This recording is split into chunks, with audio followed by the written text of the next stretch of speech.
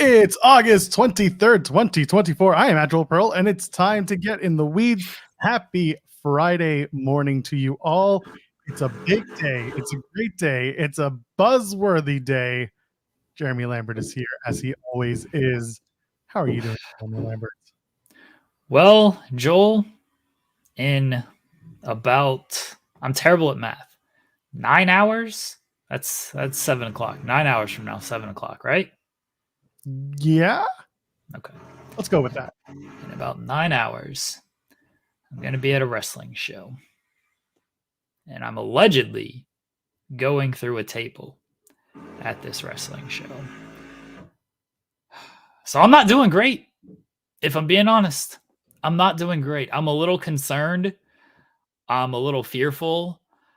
I don't know what is going to become of me in 9 hours. But I'm going to show up. I don't run from the grind. I'm going to show up. And we're just going to see what happens, I guess. Can I cheer you up? I have probably not. Some things that I can do can cheer people up. Probably not. Listen, I know how much you love school and how much you love learning. So I brought... That's not true at all. No, it's totally true. I know it. I know it to be true. That's why whenever you're feeling low or feeling like you need a pep talk, I bring in our substitute teacher. I bring in our Learning 3. I bring in the one and only SP3. Good morning to you, sir. Hello, good gentlemen. I didn't receive a link, but I show up. I don't run from the grind. I run to the grind. And I'm here to pep talk my good friend Jeremy Lambert here, because I don't know if he knows this. I used to be a substitute teacher. I used to be a teacher. And I also used to be a pastor at a church. I used to do sermons. So I can give you the motivation, the spiritual healing that you need to go through that table with class, glory, and dignity. I believe in you. The Fightful community believes in you. Well, I don't want their support. The Challenge community believes in you. Well, they're a bunch of idiots too. The Love is Blind community believes in you. They're really dumb. They're getting married without seeing each other. He's right. The Perfect Match community believes in you. They're just kind of terrible people in general. Yeah, they have a lot of complaints. Harry Drossi believes in you.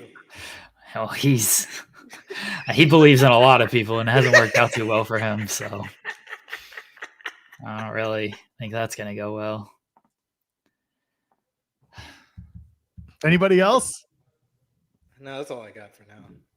See, look at that. All these awful people. Evil believes in you. Harlem believes in you. Up down. Doesn't sound that way, but at least he tried.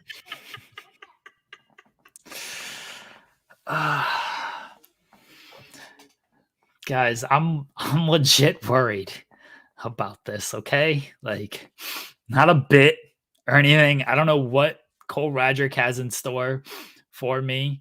He told me, like, he can't come on the show today because he's busy scouting the location that he's going to throw me off of at the venue.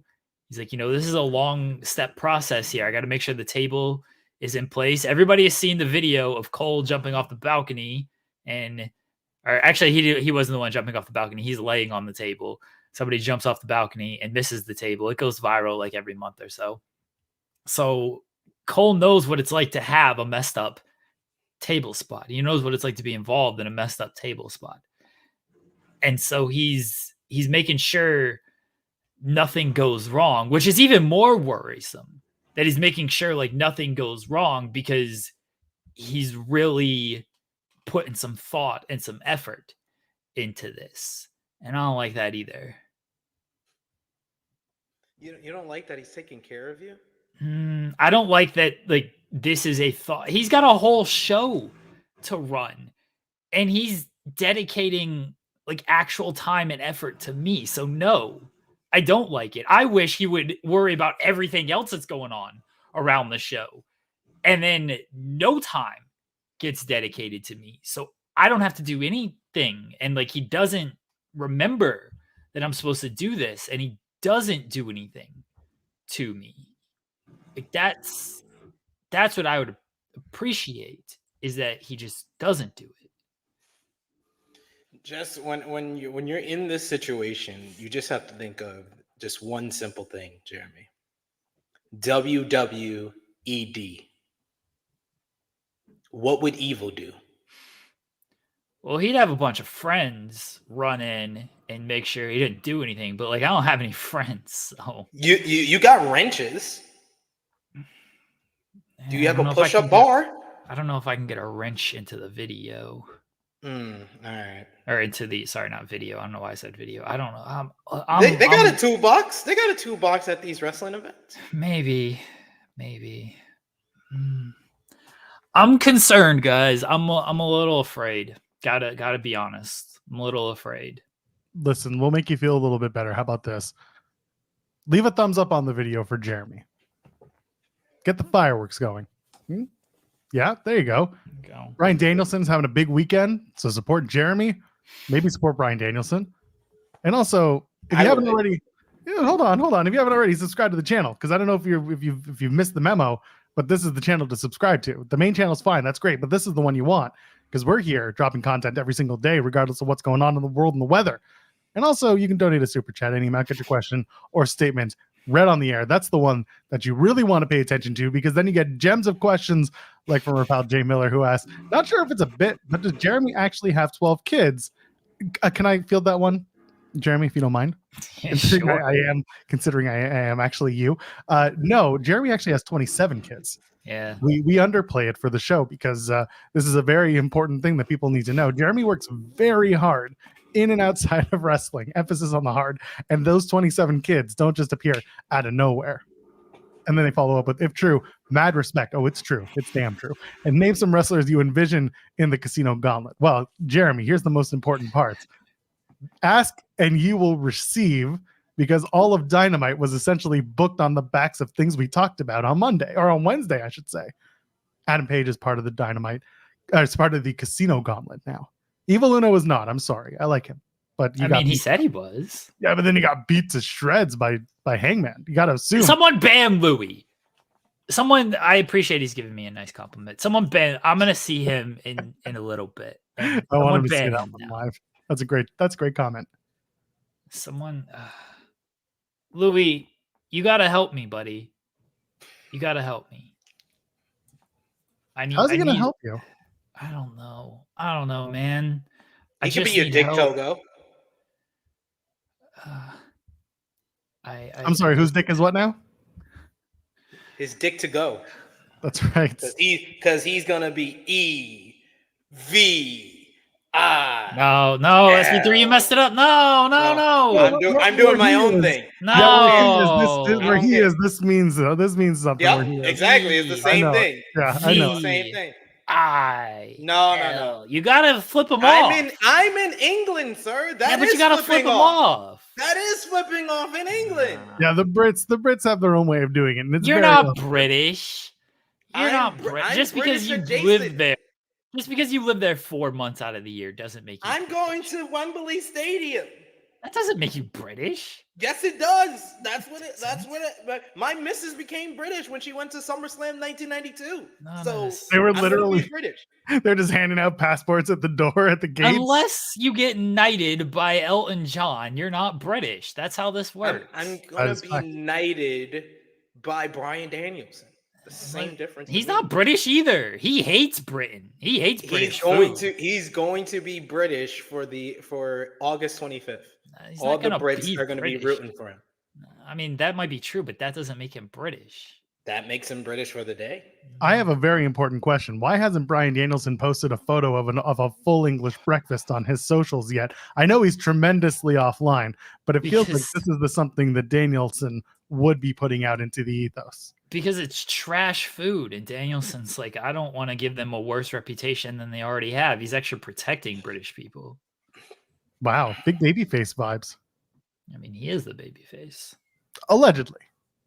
That black shirt that one week definitely has people thinking otherwise. Yeah. Well, I told you, Swerve stole his shirt. Swerve was wearing the white shirt, so he had to wear the black shirt. So, yeah, that wasn't his fault. That was Swerve being a heel. Love him busting out the same shirt that he wore when he retired the first time on I did Wednesday. notice that when I was watching Similar. it. It's very similar. It's not the exact same. I think he's put on a bunch of hair and he's gathered a bunch of mass, so he had to get a bigger shirt. Yeah. There you go. That's kind of how it works, right? But that was a hell of a fiery promo. I don't want to get too deep into it yet because in about 10-15 minutes we're gonna have a guest. We're going to talk a little bit about some new content that he. Well, I'm gonna have to leave in like a half hour. Yeah, so. you'll still be here though. You'll still be here when they arrive. Yeah, but I'm saying, like, what else are we going to talk about before I have to leave? All I want to talk about is Bryan Danielson. This is my last chance to talk about Bryan Danielson before Sunday, and he becomes the AEW World Champion. Allegedly. Not allegedly. He's going to do it. He's going to do it. I called for this months ago, June, before the tournament officially started. Before all of this went down, the way it went down, it turned into the most popular short we have, in my mind anyway. I called for this. I told Tony Khan, you got to make this happen. I don't know what else you're doing with AEW besides, booking 20-minute talking segments where everybody says they're the best wrestler, but then they don't wrestle. I'm just kidding. They were good segments. But they needed Bryan Danielson to be the AEW World Champion. And Tony Khan listened to me. Just like he listened to me when I said a Bryan Danielson, Will Ospreay backstage promo would go a long way. I said this 2 weeks ago. And he listened to me. It takes a little while. Tony's busy. But he listens to me. And he listened to me when I said Bryan Danielson should win the Owen Hart tournament. And he's going to listen to me on Sunday when Bryan Danielson wins the AEW World Championship. If Bryan Danielson loses, not only will he retire, I'm retiring. I'm retiring as well if Bryan Danielson loses. That is the fate that is in the hands of Bryan Danielson and AEW. His own fate, and more importantly, my fate. Because if he loses, he goes on and he becomes, he's Father of the Year and all this fun stuff and whatever. If I lose, wrestling news just stops. Damn. Nobody's going to know what Bobby Lashley says. Nobody's going to know that John Cena signed an extension. All of wrestling news just shuts down if Bryan Danielson loses. Which will probably be a good thing. So you know what? Bryan Danielson can lose. Who gives a fuck about wrestling news? It should all just burn. I mean, I was gonna say if you retire, we'll just take the money we save and bring back Andrew Thompson. There you go. Andrew's on vacation in Las Vegas. God bless that man. Deserves it. You see those photos he's posting? He's having the best time of his life. Never mind Bryan Danielson time of his life. No, this is Andrew Thompson's having the time of his life. I sent Andrew Thompson, how many was it? Hold on. I sent him 120 Slim Jims for his birthday. What? Jesus so Christ. For like the past 5 years, every year on his birthday, I sent him Slim Jims. This is the bit. And I increase it like every year. So we're up to 120.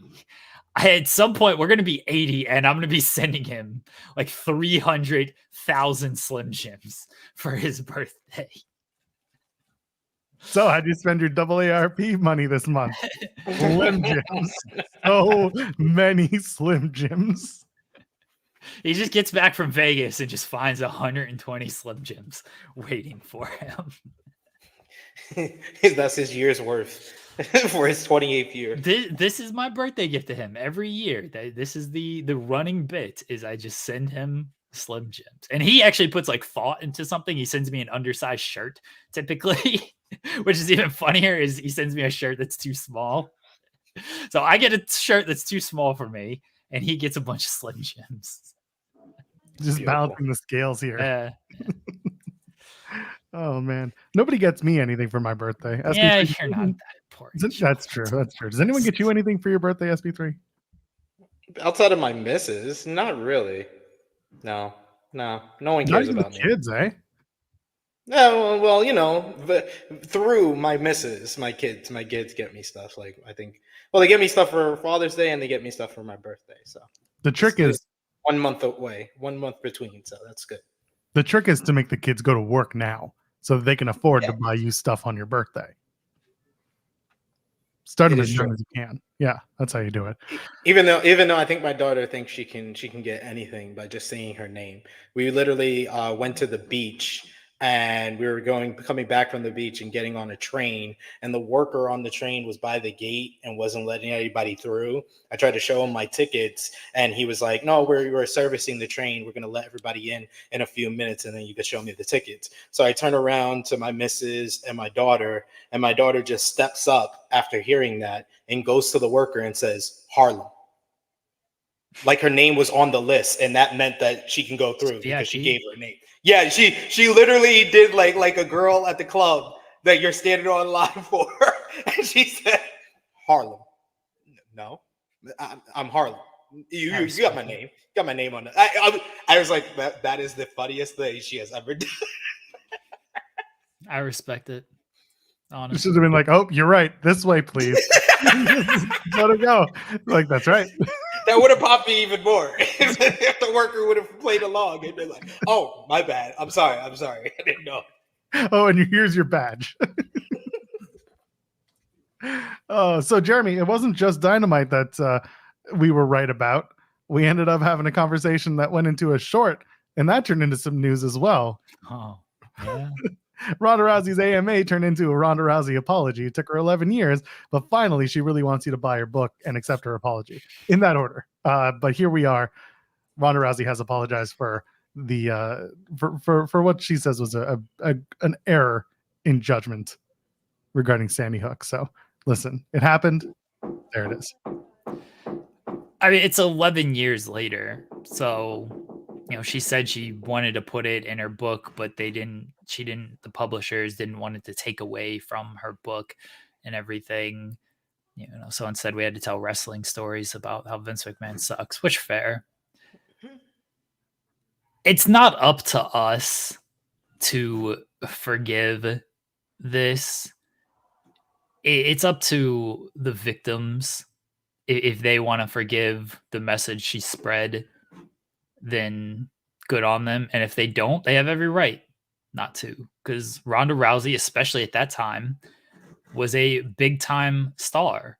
And her tweeting that and putting that video out there did more harm, especially in the weeks and months. It was literally only a month, maybe even less than that, after everything happened. So putting that video out there when her star power was much higher than it is now did far more harm and far more damage to in the aftermath of everything that happened at Sandy Hook than her apology is going to do 11 years later. So if they don't want to forgive her, they have every right not to forgive her. Well, it's not for us to decide of, "Oh, forgive Rhonda. It's okay. Everything's good with her now." That's not up to us to decide. So that's my thoughts on it. That's fair. Yeah, it's just late. It's a little late, but it's not up to us to decide if it's late or not, good enough or not, or whatever. But I mean, at least she got it out there. Better late than never, I guess you could say. I don't listen. And someone in the chat, Revan Survivor, saying, to be fair, it was a good apology, even if it was 11 years later. And that's kind of the dichotomy of what this is. It's well written. It's honest. I'm not going to take that away from her. And I do believe that there's a feeling that she had for a long time that was eating away at her for having shared that and for all of the stuff that came after that. Now, still took 11 years to get here. And that was 11 years of, even if your publisher said, don't publish this, why? I understand that there are some people online now who are saying, I didn't even know this happened, but there are enough people who are aware that it happened. And I get it that the three of us on screen are typically a pretty online crowd, and so are most of our people in the chat, but there are enough people that knew, and therefore the information got out. So I stand on two feet just to say she did the right thing, but man, it came very late. So, and it came because of the Reddit thread. Oh, if no that question. doesn't happen, Does she do this? And it's also hard not to look at this from a what's Rhonda doing perspective. She's not currently in the public eye. She probably won't be for a while because she is pregnant once again, and she's working on other projects outside of combat sports, wrestling, whatever. So like she's not going to be very visible, and therefore you the first thing that struck me was just kind of like, I'm sorry, please buy my book because I need to live. And I know that's a very cynical view, but she didn't do it when she was very publicly on television. She didn't do it when she was very publicly available for any interviews and things like that. And I get it, this could have been a question that was asked, blah, blah, blah. But then the AMA came around and it was kind of just, it was what it was. So it's hard for me not to feel a little cynical about the timing of this apology. Yeah.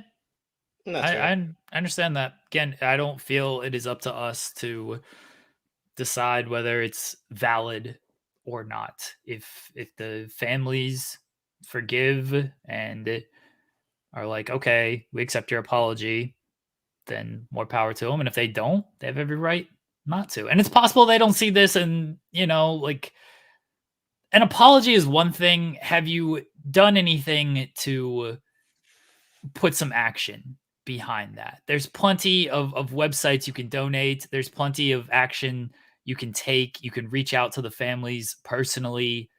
Like, that obviously goes a lot further than, hey, here's a good apology that I posted on Twitter. So yeah, words are one thing. You can put action behind these words and really show you're standing up for something and standing on something. Yeah. That's and right. to be absolutely fair, outside of probably the people that are, the victims who can really make the decision if they accept the apology or not, the people that have used this as like their genesis of their hatred for Ronda Rousey, I don't think it's going to change anything with them. Yeah, that's fair. But we've gone through it. We've made it. That was part of our Wednesday conversation that just kind of floated into today as she made that apology. And I wanted to put it out there because it was in our orbit for the last 48 hours. So with that, I'm looking forward to this conversation. Every time he drops one, we know we have to bring him on. This time it's for Complex, and this was a really, really excellent read. If you haven't already, it's called The Rise of the House of Swerve. The one and only Cameron Hawkins joins us now. Good morning, sir. Hi, guys. How's everybody doing? We're here. Terrible. Oh, I'm sorry to hear that, Jeremy. Or Brian Danielson, who you appear to be today. Yeah. Look at that.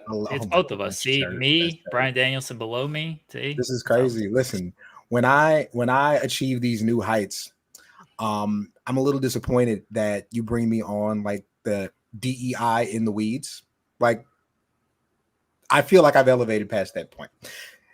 I'm sure SP3 is like good at what he does, for what he does. But guys, I need to be treated a certain way at this point. Okay.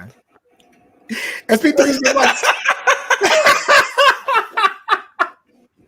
SP3 was like, he was so nice this week. He said such glowing things. I'm like, as soon as I come on and I see him, I'm just going to go right at the guy. It's gonna be even immediate. It's even worse, Cam, because I'm about to leave in like 15 minutes. So in the middle of this interview, I'm just like gonna leave. Oh no! Oh no! This is bad. This is horrible for me. No, and I gotta stay and get abused. Like, what did I sign up for? Nah, man. What did I get invited here? It's so fun. Like genuinely.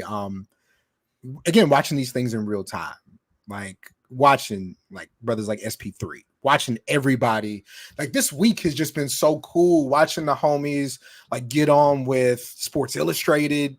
Shout out to Rick. Watching Ariel starting his thing, and I've heard some whispers about how that's gonna work, and it's been beautiful, man. Like I love watching this thing grow.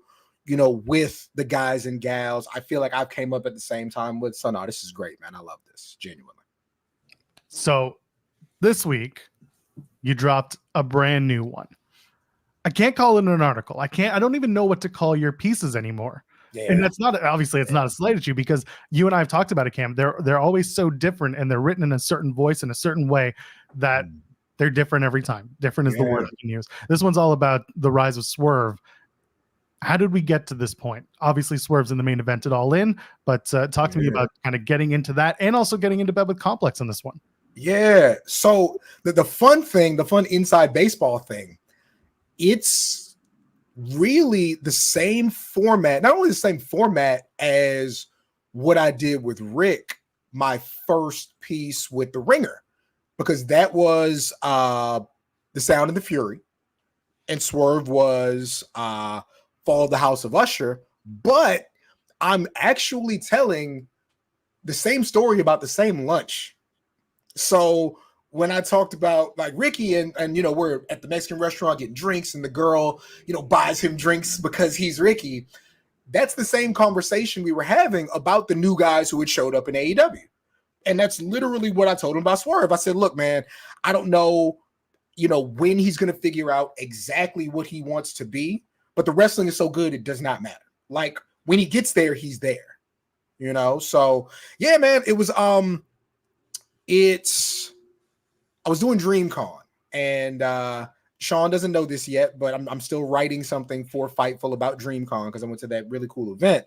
But yeah, I'm there, and I'm literally sitting in the press room, and I get a DM, and it's funny, these things mirror each other so much.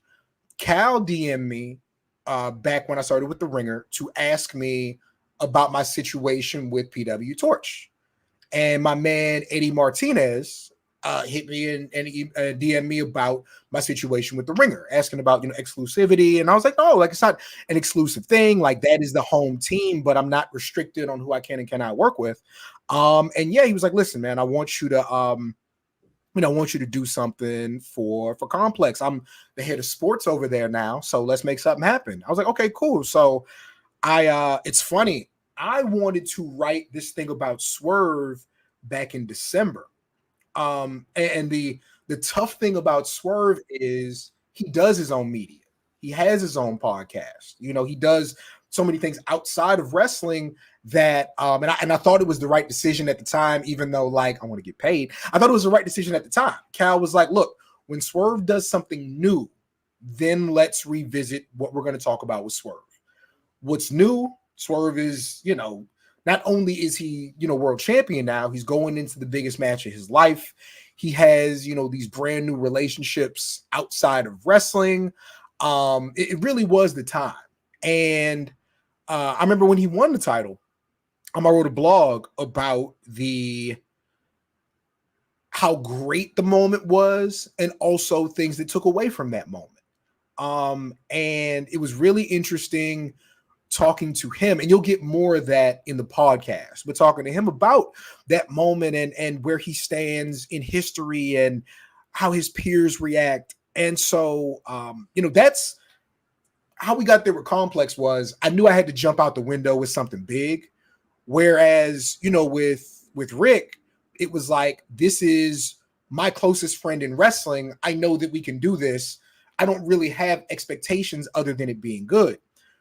2 years later, the expectation I think is different. The expectation is you got to jump out the window with this. And so, I have a good relationship with AEW PR. I have I know Swerve, but it was great. You won't hear it on the pod, but when we first get on the Zoom, Danny's like, hey, do you guys know each other? And he was like, oh, well, I can't see you. I don't know. Because it's funny how many people, my name is Cam Hawkins. My name is literally Seahawk. People do not know that. And I'm always reminded about that. But I jump on camera. He's like, oh, Seahawk, what's up? And so, we're rolling. So I was like, okay, cool. Because, we've been in the same rooms, with Wale Mania. And of course, I know his family, it's that. So it was great, man. It was a fantastic conversation. I'm surprised is unfair because when you say you're surprised, it almost comes across as disrespect. He's so thoughtful, and he really so much goes into presentation, and not just how he dresses. When I say presentation, I'm blown away with the stuff with him and Adam Page. How he decided on Page, what he thinks about Page, and where they took it. I was very, very impressed. Somebody respects an opponent to that level.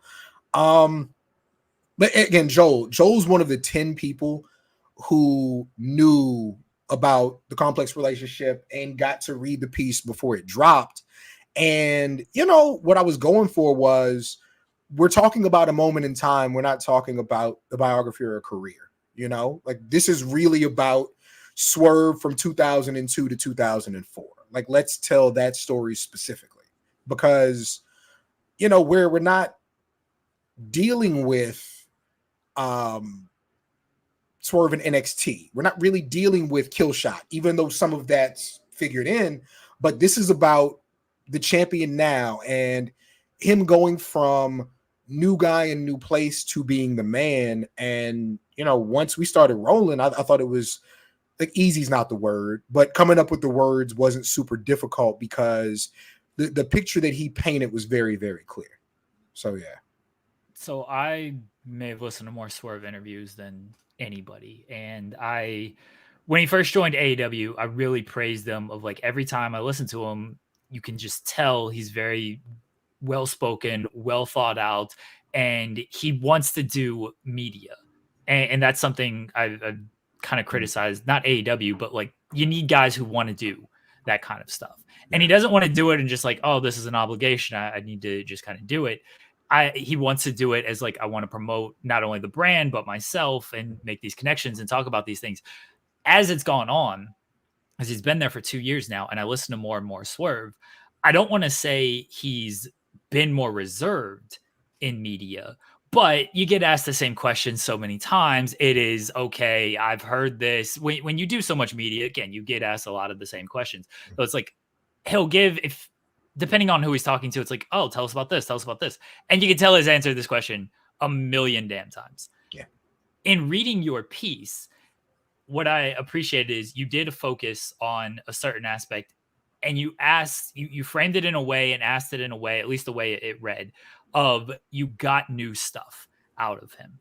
And it's very hard to kind of do that with somebody who does a lot of media, but you mentioned it, and I look forward to listening to the audio, because I always try to go back and listen to the audio of all the stuff you do, because I know sometimes there's stuff you leave out of the article that I can make into something else from the audio.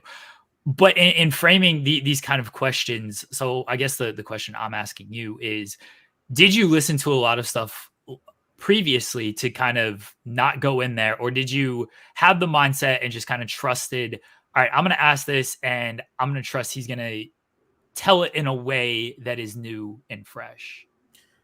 The only time I've gone and looked at an interview before I interviewed somebody was Sting. I went and read Justin Barrasso, Sports Illustrated, and whatever Justin chooses to do going forward, he's going to be the man.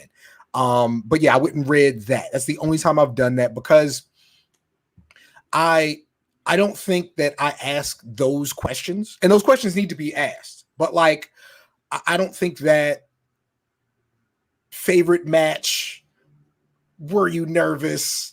You know, who are your influence? I don't think I ask stuff like that. I think the unique thing about Swerve, and again, I'm glad SP3 is here because he understands, like, we are a part of a very small fraternity of Black creators who aren't hating pieces of shit. Because they exist. It's a fraternity, but then they do. Smaller. It gets smaller. But yeah, but what I mean is, like, I do look at us as a fraternity and a collective, right?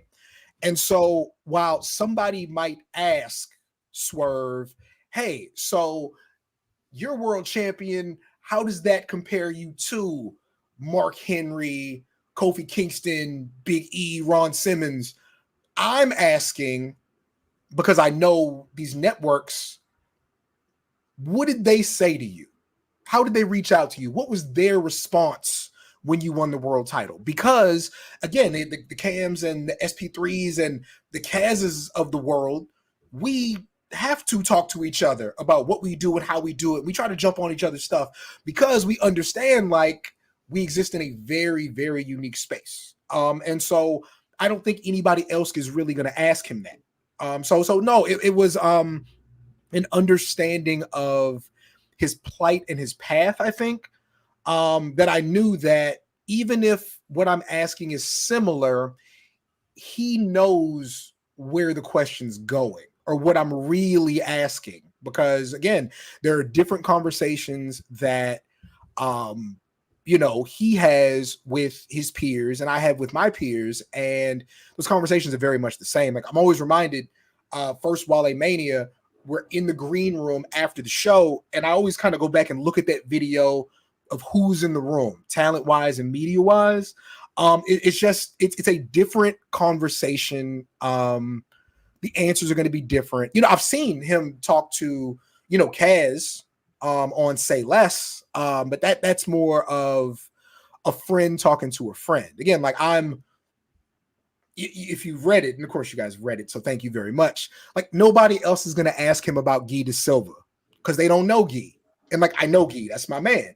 And so even when I wrote the blog about Swerve coming out as Black Panther, it's like right after I wrote it, I'm like, oh no, that's not like Swerve saying I'm king of the black wrestlers. That's literally my buddy who was Black Panther's stuntman who helped me train and helped me figure out new things about how I want to present wrestling.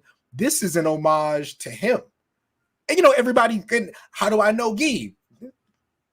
I'm black and I be places. And he's my man. You know what I'm saying? So you go outside. Exactly. So like it's just a different if you look at that picture of me at doing WrestleMania in LA, it's me, Cleo Thomas, O'Shea Jackson, and Guy De Silva, like kicking it. Because even if we don't all know each other, we'll look around the room and be like, oh, okay, yeah. And you just start to network from there. So yeah.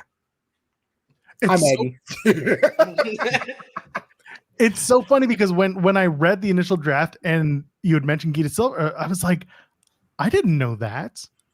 And that's the thing. And I wasn't gonna sit online and just be like, oh, it's another wrestler doing a Black Panther tribute. It's like, no, I don't think it's that. But I also didn't know what the connection was. And that's one of the things that I appreciate when you get to these conversations, is because, like you said, you see this as a fraternity, as the experience that you have. And I think that's something that I want more creators to kind of dive into. Otherwise, we're just, asking wrestlers questions. Joel, let me call you out right fast, because he posted a video of him training with Gita, and I wrote an article on it. And maybe you should, read the website and check the website every now and again. No, I do enough. Stay on business. But yo, that's why an Adrian Hernandez is so valuable in this space, man. You watch him sit down him sit down with Steve Austin, and like you can tell Steve Austin's having a good time.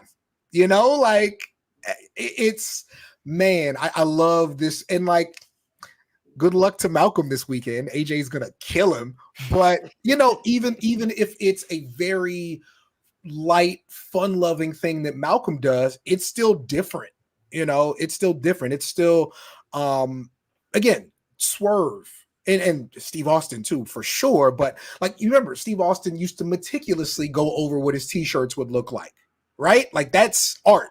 Swerve, he's got his hand in everything. He went from I'm gonna hang out with these rappers, I'm gonna have like art in the background of my pieces, I'm gonna wear this, like I'm gonna like put out this kind of music. You have to stimulate these people's brains in a different way in order to create new things, and like you said, like Joel, like there needs to be more of that. I know you guys get it all the time, but I get emails and DMs all the time. Like, how do I get into what you do? And I'm just like be good doesn't sound fair, but you got to be different, man. You got to approach this like, I got a buddy who I hung out with last weekend who is like the head local football guy in San Marcos now, in like Texas State University. And we went to my man's house and we sat there talking about, this 5A defense from 15 years ago and why they were so good and who's coming up in state. And it's more than just stats. There's so much why to it. And again, Swerve was the perfect person to lead off. Complex, Swerve, having music that you can actually listen to.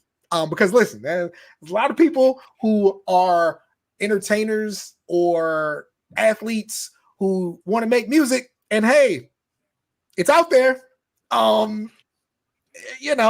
But again, Swerve has a song that has a dance attached to it. He's got, Bun B's on the song, and me being from where I'm from, like there's no better feature than you can have on your music than Bun B, and I think the most interesting thing is like he craves respect. It meant so much to him that he gets weekly texts or calls from the New Day still. And he's like, them guys didn't have to do that for me. They don't have to do that for me. Of course, like Mark Henry showing love, MVP showing love. And like, I watched, and shout out to DJ Who Kid. He talked about Who Kid, doing work for him on a mixtape. And it's like, I was doing Who Kid's show with friend of the show, Phil Lindsay, and my man Emilio Sparks, who has a thing I wrote on coming out next week with Ricky Starks. That should be really fun. But yeah, we were doing DJ Who Kid's show. And listen, I've seen a lot of things. I've never seen a group of wrestlers, new and old, huddle around MVP and just stand there and soak up game. I've never seen that. And so I specifically asked him, like, one, what does it mean that your peers, your black peers who have been in this position, what does that mean to you? And then the guys who were doing it before you, the Mark Henrys and MVPs, what does that mean to you? And you just hear the reverence in it and the appreciation for it. There wasn't, sometimes there's not a way to write about things that it comes across the way that just audio does. But we talked about the internet and responding to the internet and the internet not being a real place. And look, I don't think that all criticism of Swerve is invalid. I also think that when you look at, and I caught you guys talking about Ronda Rousey beforehand, Ronda Rousey can do that because Ronda Rousey is not in wrestling and she's not under contract with anybody. And granted, I think it was genuine and heartfelt. Ain't really more you can say. And like you guys said, I don't know whose minds it's going to change, but I'm sure it took a load and weight off of her shoulders. I don't know if the world champion of a company presenting a certain ideal and presenting a certain character and edge can come out and write them paragraphs. I also don't know if he's interested in having every conversation with everybody who's ever had a bad word to say about him, but it is also a thing where he's like, look, I want, and this is my favorite part. I keep saying my favorite part. He wasn't solicited to say Athena's on top of the wrestling world or that Bianca Belair's on top of the wrestling world. Those weren't names given to him. That's him appreciating the people around him. That's him appreciating his black peers. And just like I told Athena, man, woman, animal, mineral, vegetable, whatever. That's him showing a genuine appreciation for where they are and him wanting to be there and saying, I do want people like me to be in these conversations of best wrestler in the world. And I love that. Like listen, it ain't never going to be perfect. But it's not supposed to be. Like, we are humans. We make mistakes. And we're not always in a position to appease everybody with our responses to those mistakes. But I hear the passion in him. I hear the effort and where he wants to be. And he's doing all the things possible to get there. Yeah. I wanted to ask. Hold on. Sorry. I don't mean to cut any. I apologize, SB3. Okay. 1, I have to go very shortly. 2, I have to go because this guy here. Hey, what is up? Yo, put me through a table. What's up, guys? Honestly, What's up? now I feel like the asshole. I just ruined a fucking excellent conversation and an excellent fucking point. All right, so what? Like, one, I'm the dickhead here, so sorry to you. No, it's on me. It's on me. I cut off SB3. Cam was spitting literal facts here and like some real good shit, and then you're gonna bring me in and like make me have to follow that shit up, bro. Like, like I have to leave. Thanks, Jeremy. I know you have to leave to come to Spencer, Indiana for the second non-annual Smitty Werben Jagerman Jensen Memorial Tournament. Live, 16 competitors, one night. There can only be one number one. And you know what? It's not going to be Jeremy, but Jeremy might be the one to be the one to go through a fucking table tonight. For one, bringing me at the worst fucking possible moment. God damn, what are we doing? Like bring me in off like a cool moment, like where we can just chill it out and I can sweat it out for a fucking second. You're bringing me up here, dude, and I gotta fucking compete with that, and I ain't got that. So tonight, you're gonna have to compete for your fucking life. It's happening. Spencer, Indiana. Doors open 7 p.m. Show starts at 7. 16 competitors, one night. There can only be one number one. I fucking love y'all. Jeremy, your ass is gonna get it, pal. Great song. Great song. Ready. I just wanted to say, all you had to do was wait like 10 minutes, and you didn't. So now Cole Radrick's going to make it up to all of us by putting you through a table tonight. For you interrupting me. True. Yes. I couldn't wait 10 minutes. I have to go. Let's hit the road. I gotta drive 6 hours, give or take, to my death, apparently. Allegedly. Cam, good seeing you. I apologize that I'm running out on this. Everyone go read the piece that Cam did on, we'll call it a feature. The feature that Cam did on Swerve. It's up on Complex. SP3, good seeing you. I do sincerely apologize for cutting you off, but I had to make sure Cole got on the show before. It's okay. I'm gonna get my revenge in the challenge draft. Have you watched the episode? I watched it last night. I'm still having issues with VPN, but I watched enough clips where I can be ready for Tuesday and talking about it. But yes. Well, I don't know if I'll be around on Tuesday. I don't know what my fate there is. you go. Just do it from the hospital bed you're confined to. It's fine.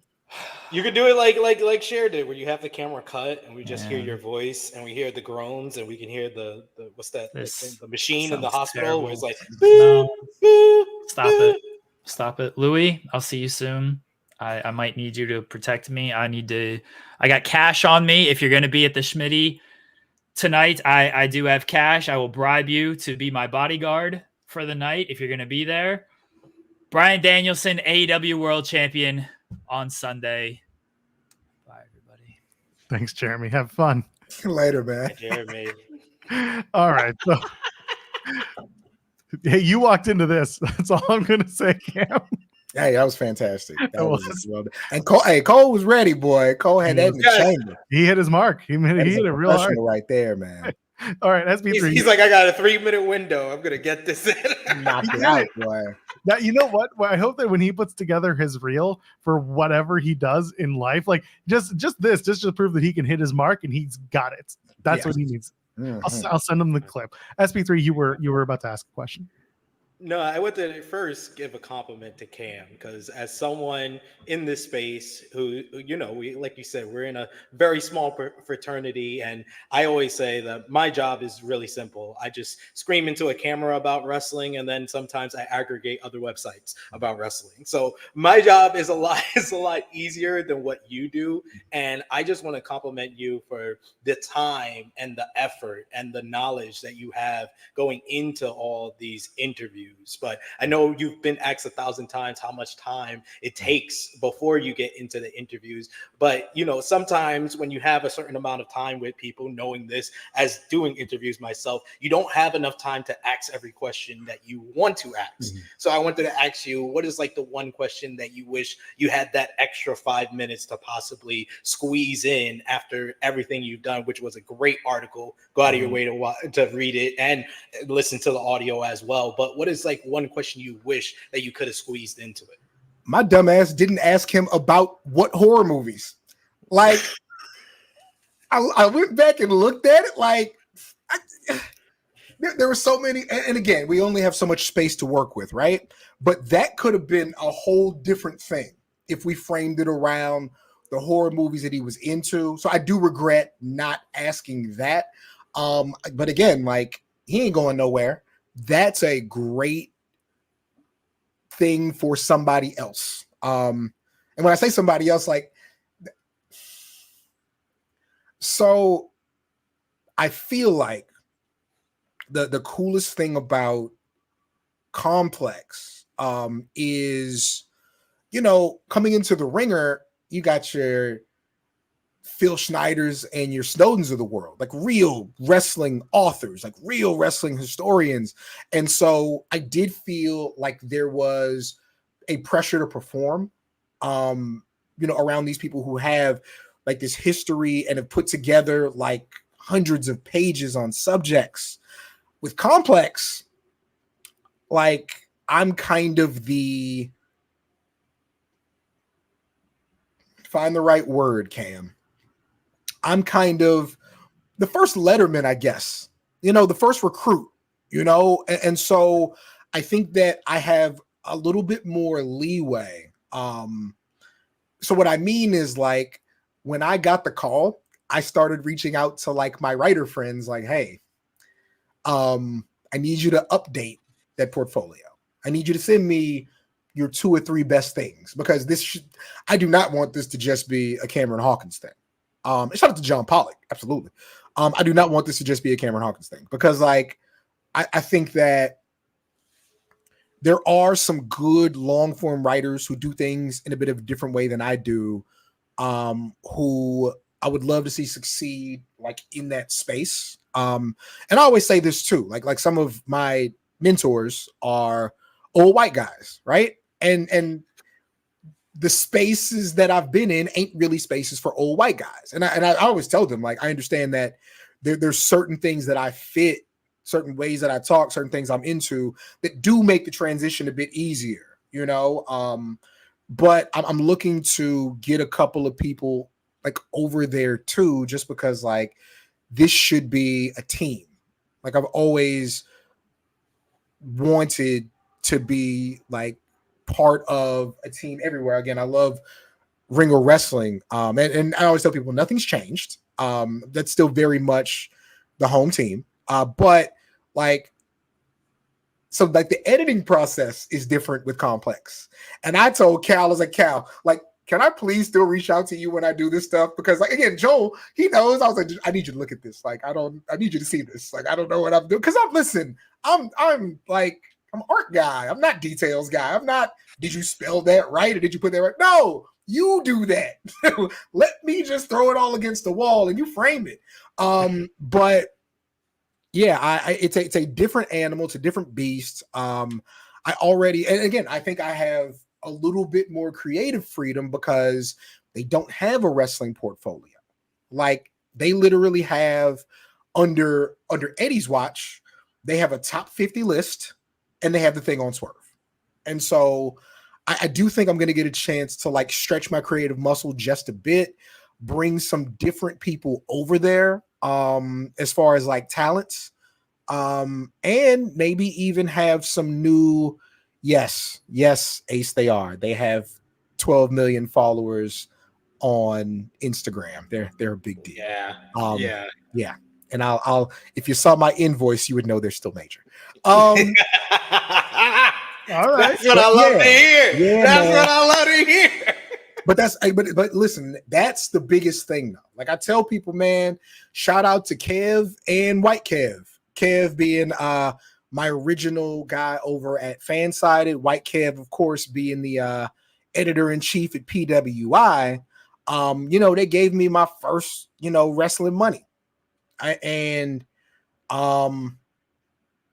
If one of these outlets paid me that now, I would jump out of a window.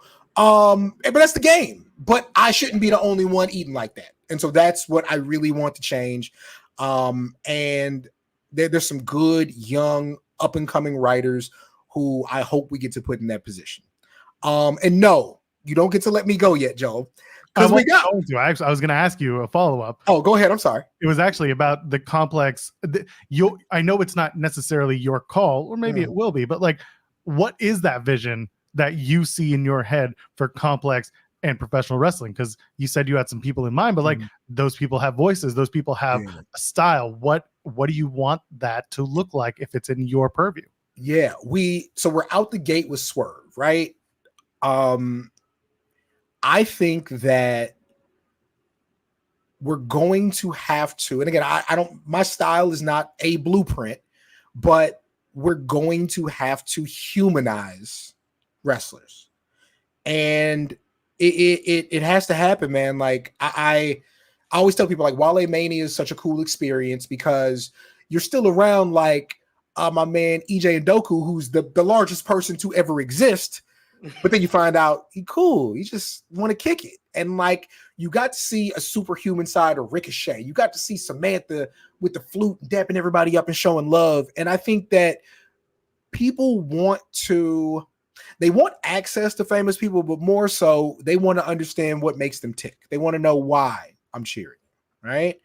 And so I think that it's that. We're really gonna have to humanize stuff because look, what I did do, while I don't read stuff beforehand, I read through a bunch of stuff that Complex had put out like on that homepage and like that style and the information presented and how the news is going. And so I think that, yeah, man, it's going to have to be people who maybe you can't call a wrestler on the phone, but they'd answer your email if they saw it was your name when they got to it. Like it is going to have to be a more comfortable, a more personal thing. And it's funny, Joel, you asked that. Like, I think that because Eddie is the head of Complex Sports, not Complex Wrestling, I think that it's going to be my chance to really do sports stuff. And I think that that's going to be beneficial for the wrestling people who come up behind me because I don't think wrestling is like a means to an end, but I also think like, boy, it's going to help me tell these wrestling stories the same way Kaz having 3,000 jobs. Like there are people who think wrestling's cool because Kaz thinks wrestling's cool. And I think that it's going to give me a chance to help more people tell stories in wrestling, being under that umbrella as well. So, yeah. Is wrestling cool though? Yeah. Fuck yeah. Wrestling's cool, man. Okay.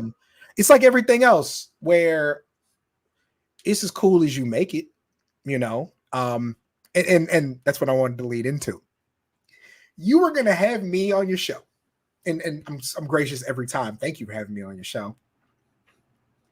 You don't want to talk about Ricky Stark's contract with me? No. With me? Mr. O No. question mark? Of course we want to talk about Me? No, hold on. You know why? You know why? No. I want you to hear this. I want you to hear this because I've told this to people off air. I've told this to people offline. I respect our relationship, our friendship too much to start that shit.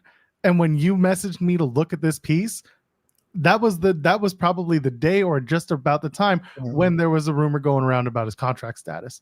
And I could have easily just been like, hey, Cam, clear this up. But I was like, no, you know what? I'm going to let my boss. You've never asked me anything like that, and I really appreciate it. Because I don't need to. Yeah. First of all, with all due respect, I work for the #1 newsbreaker. Now. it. If I really want it, I can ask for it. And I'll tell y'all right now, I'm going to say it on the air so people know. I don't reach out to Sean about that stuff unless it's like I need to talk about it on my show. Yeah. And I can tell you that when all this stuff with Ricky dropped, I sent a message to Jeremy. I said, I don't think I can even use that as a thumbnail because like I don't think that's the case, and it's not up to me to say because I don't have the reporting, so I'm leaving it alone. And then we ended up doing whatever Wednesday's graphic was. I forget. I do the graphics for all the shows. So my point being, no, I don't talk about it is because I don't need to with you, and that's not a slight on you. That's just that's the boundary that we have that I want to respect.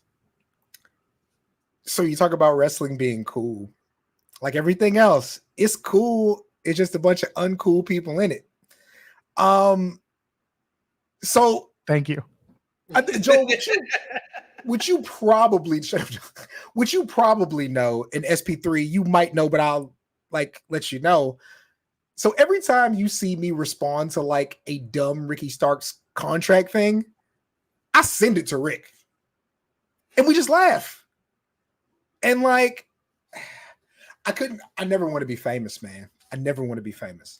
I was so flattered that people went to read the Swerve thing and then saw my name attached and reached out like, yo, this is so cool. Like, that's cool. That is the extent of cool that I ever want to be. I don't want to be any more famous than that because like again, me knowing the guy and just watching people speculate in the strangest ways. And maybe that's what speculation is. Maybe all speculation is strange. Maybe nothing that they did was weird.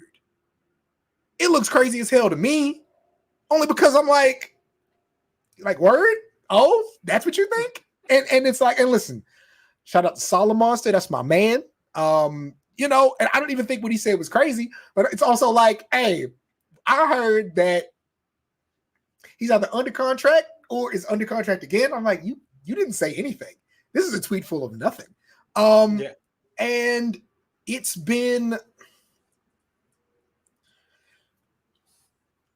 weird when nothing changed. So like people expect change because nothing changes. Like something has to have changed. I couldn't imagine, you know, being the subject of something like this. And so much of it is my favorite messages whenever I write about somebody in AEW is, I thought you were a WWE shill. And it's always somebody being sarcastic, but they're talking about this real idea that me working for the Ringer automatically means that I have a WWE slight when my first piece was AEW and my second piece was AEW and not my most recent, because Mercedes was before that, but like one of my 3 most recent pieces was AEW. And like I have such an affinity for, and I think this is what comes across in my work, I have an affinity for the person, you know. And I'll say this, WWE and AEW, the reason that they reach out to me for things is because of that, is because I'm not in the business of making AEW look great. I'm not in the business of making WWE look great. I'm in the business of telling the stories about the talent that they want to look great. And to me, those are different things. And it works out. Like, and you know, shout out to Rick. He's probably like, I don't know what the fuck he's doing right now. He's probably eating something expensive with a nice view, because that's what he does. God but bless. We should all have that. Yeah, yes. But like it's I'll tell you one thing. It's funny every single time, and nobody appreciates being the topic of conversation like Ricky Starks. So yeah, it's some of, like, even when it's not great, it's pretty great. So yeah. I will add this. When I posted that really stupid photo of Shane McMahon on AEW, I did a Photoshop. When it got to a certain point, you know what it was? It was when RJ got a hold of it. I didn't tag him. I sure shit didn't tag him. I don't know who got it to him. I don't know if it got around. I mute things when it gets to the person I think it needs to get to, just because I want them to see it and I don't want to be overbearing about it. Regardless, I mute it. And then later on that night, and I go, I check, and I'm just like, why did this blow up again? And I see who replied to it. And I was like, come on, man, stop it. And then people got weird about it. And I was like, I'm glad I muted this thing. That's again, God bless the people who want in on that. Have fun. I don't do viral post. That's why I tried not to steer clear. Listen, I don't plan on it. Sometimes my comedy just makes it. Now I lock my shit down because I'm done with that for a while. I got to do the thing, and you know how good it felt. Because listen, Cal probably would have been like, take that out, Cam. But you know how good it felt to be able to say Mount Rushmore as a topic is fucking stupid. You know how good that felt? Thank you. Fucking Aura and Riz and Drip. Careful now. One gotta go. Careful now. People come to you for advice, man. You don't want to. My advice is don't be old head now. My advice is go read a book from before you were born, and go talk to somebody who doesn't have the apps you have. See what they think about how this thing should work, and incorporate some of that. Oh my God. I've never been more talked to directly than that scene in Invincible when he was going to blow up Mount Rushmore. Because yes, as an actual physical standing and as like a metaphysical idea, it should go away. There are more than 4 good things in this world, even though I will be front row to buy a ticket for Fantastic Four. You'll see me there. But yeah. There we go. All right, before I let you go, 2 things. One, what are you most looking forward to this weekend for All In? The brunch I'm making for my friends. Attaboy. I'm really interested in MJF Ospreay. I think that Max wants it so bad, and sometimes that's what causes the missteps. But I think that whoever, and it was probably him because he's very in control of the things he does. But the moment where he interjected that they don't like me because of you, I was like, okay, that's it. Like it's the subtlety, and I think that watching Ospreay get to the point where so many people think he should be, and again, shout out to Hyon, her telling me about incorporating stuff from him and Oku's feud. It didn't flip it on me because he's clearly good, right? But you start to figure out people are important generationally, and that makes you watch them in a bit of a different way. And I know he's at that point, and we know like how bad Max wants to prove how good he is. A year ago, that was me interviewing him going into All In. Nobody works harder than Max. And so what they put together, I think, is, to me, the most valuable thing on the show. It's like I told Swerve when I corrected him. When he was talking about me and Paige are like Austin and Rock. And I was like, to me, you're more like Rock and Triple H. Like at that IC title level, in that you're about to be the man. And y'all are fighting to show why you deserve to be there. And so I don't think a world title, and of course now Swerve's world champion, but I don't think a world title necessitates you making it to the top of the mountain. I think careers extend past that. And so, yeah, man, watching what Max and Ospreay do, I'm really interested in that. I think both those guys are going to be around for a long time. And this is the thing for this large audience that should solidify them. Finally, the most important question for the 7 TNA fans. Will you be pulling up? Listen, man. Shout out to TNA. Like again, this week, and it's not because of Complex, because again, nobody knew about that till yesterday, right? This week has been the busiest inbox email week for me the entire time I've been covering wrestling. And so, not to toot my own horn, if you guys saw Matt Cardona on Ring of Wrestling, I might have thrown the alley on that. We got somebody from the that thing y'all watch in Japan at 2 a.m, that tournament. Got somebody coming up, Ring of Wrestling podcast, Ring of Wrestling show for that. Again, TNA reached out like, yo, we'd love for you to pull up. I'm like, would you? That's so cool. So yeah, man, again, this thing is trending in the right direction. And I think that what I always try to convey is that I'm not at any of these things to be comped and to be in the corner with nachos and to say I was there. To me, it's all about building relationships. And listen, salute to Jordan Grace, salute to Kev Knight for being my friends, like my friends, and allowing me to showcase them in different ways. Like, look, I think that Jordan should be in the ringers and the complexes, and I think Kev's going to get to that point. They weren't there yet, and so I was like, hey, I'm going to make an independent project. You guys are 2/5 of this thing, like, because you need to be showcased, right? And so, yeah, man, TNA got 8 fans. They got Cam. I'm in that thing, man. But yeah, hometown in San Antonio. Definitely gonna try to pull up at least on Saturday.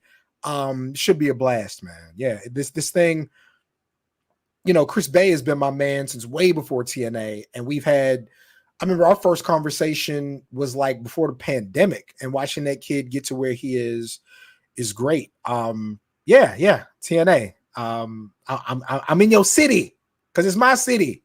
Yeah. See, I can say 7 fans because I cover them and give them. I knew your 7 came from love. I know it's always. Sometimes chat may misconstrue the fact that I am there. You want to talk about outside? That is it. Oh, by the way, maybe you'll be with the other guy who's outside over at TNA. Maybe he'll drag you into something. Hey, listen, I said Speedball is going to be there. If Vader's there, we're going to brunch. That has to happen. I know some great spots in the city, man. That'll be a ball. Yeah, man. She's rarely at those shows. I'm gonna drag her out. I'm gonna see. All right. So and I say that because she's normally. Are you talking about who else is outside? Oh Lord. Oh man. I hope that complex check comes before he comes into town. I know how he likes to do it. Oh man. Oh yeah, I'm going. I'm definitely going for sure. Oh, let's go. I'm gonna get all the scoops from you instead. There you go, pockets, boy. My goodness, yeah, man. There are enough people there who might offer you a pay bill, but if not, then you can pay theirs through Complex Money. How about that? There it is. The new article's up. Oh, it's a feature. The new feature's up on complex.com. It's all about Swerve. It's called The Rise of the House of Swerve. Cam Hawkins, thank you. You're always so generous to us and with your time. We appreciate you. You're the man. Hey, Joel, again, you have been so beneficial to me, both media-wise and as a friend. So I'm so happy to have you in my life. SP3, you're one of the good ones. Guys, you're one of the good ones, sir. I just need you to respond to my DMs because I've been trying to hit you up to come on our show for a while. You Michael Ealy in the ass nigga. You think I'm look like Tariq right now, Detective Don Carter out here? You come at me at the beginning of this interview. I'm coming at you at the end. I forgot he's good at the thing. Okay, guys, have a great day. I'm gonna go. I'm gonna cry in the bathroom before I go back to the big job. I'll catch y'all later, man. Wait, you want 2 seconds? You want 2 seconds? Nah, that's why. He hasn't been here. First of all, he hasn't been here in a month, and he comes on because he sees you here. Yeah. So let's just put that over right now. Hi, Sean. Hi, Sean. Hey guys, congrats, Cam. Thanks, Sean. How's it going? Hey, doing all right, Sean. It's amazing that you get a new gig considering you no-showed the gig that I hired you for. So he's no-showing to both of us. Look at this. Wait. I did what? He comes when I ask. Yeah, you no-showed the gig that I hired you for. Actually, that you volunteered for, that you excitedly rushed to my DMs. Here is the actual thing. Actually, as I see, there's another opportunity. Listen, this guy was beside himself when Joey Chestnut got disqualified from the hot dog eating contest. He was beside himself. Oh, better to be beside himself than inside himself, I guess. But the only reason I know this is because I have the DM all caps. Sep.2 Chestnut versus Kobayashi, unfinished business, Netflix. And my reply is Cam, I use punctuation. That's my wife's birthday. And then he replies, it might as well be mine.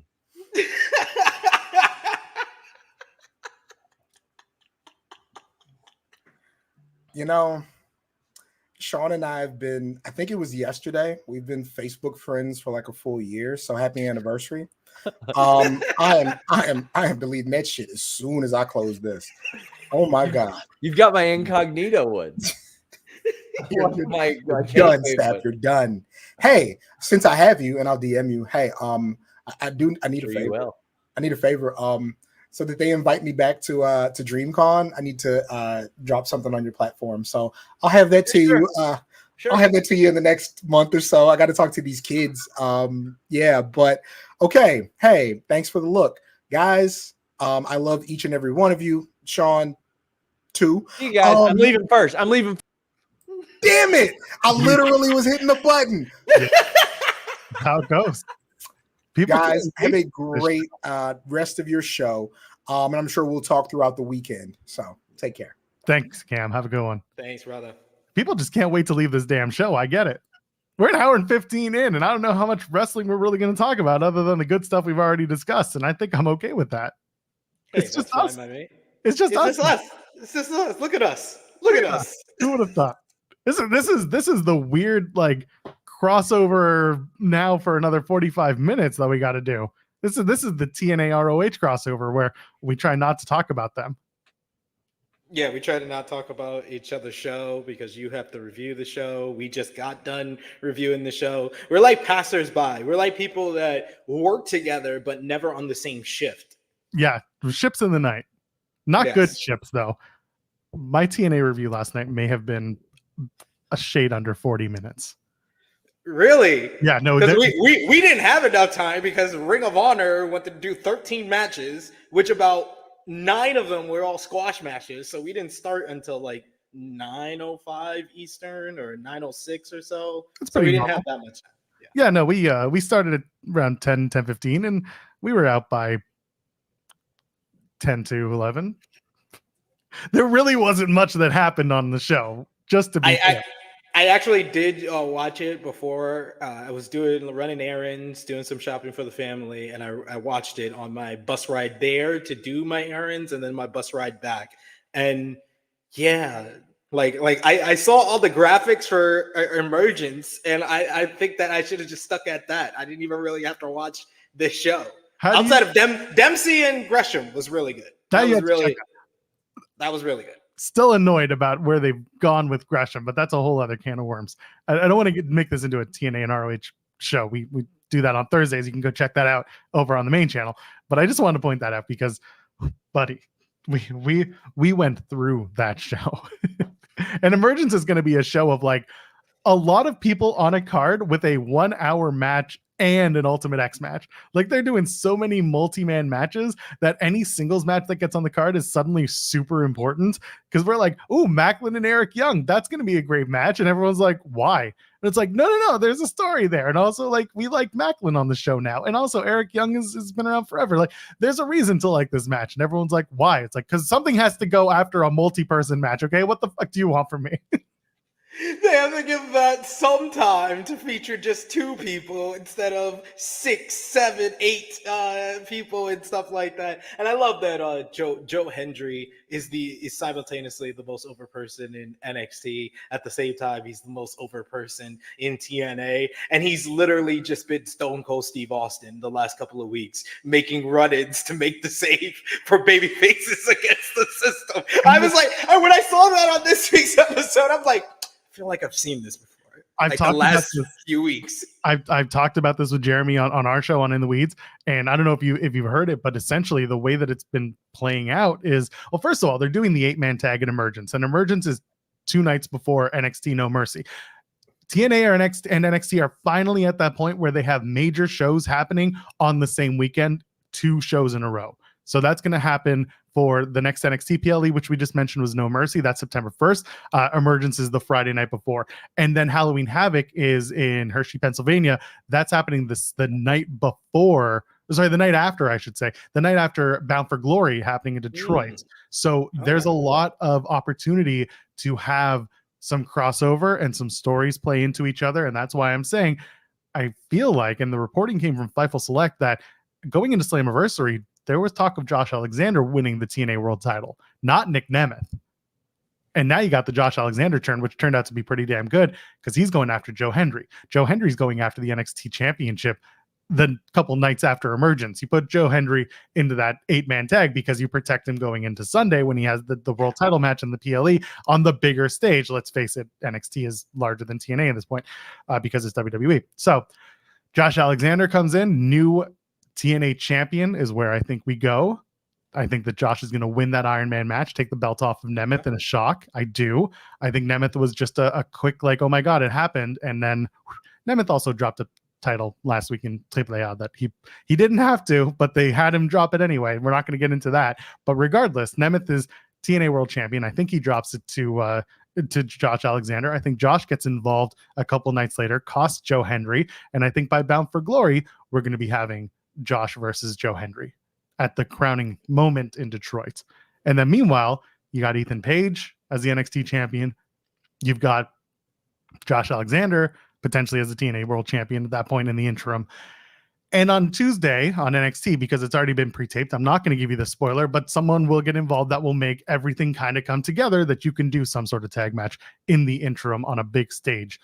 There's something there, and I think we're getting it. Seems like that. Seems like we're going to get the North on top of both NXT and TNA. I just need a little bit more cohesion because it feels like right now, especially watching this week's episode of TNA, that a lot of the decisions for NXT are not being discussed with TNA. Like when I'm watching Charlie Dempsey, who is currently the NXT Heritage Cup champion, facing Jonathan Gresham, and he comes out with no cup because this was taped before he won the cup. And commentary does not mention that he's the Heritage Cup champion and that Gresham's win is not only significant in that it felt like it started a rivalry between the two on TNA, but it's like an eliminator matchup where it makes him the number one contender, or if you want to be, one of those people online, the linear Heritage Cup champion by him beating him in the manner that he did. I love the exchange that they did with the just kick out, put your arm up, and then just drag it down. That was really good. Great technical wrestling from those two guys. I would have liked that to have a little bit more cohesion. And I know that, I'm a little bit in the know. I'm one of the 7. I'm one of the, it's like I'm one of the boys. I'm one of the 7 TNA fans.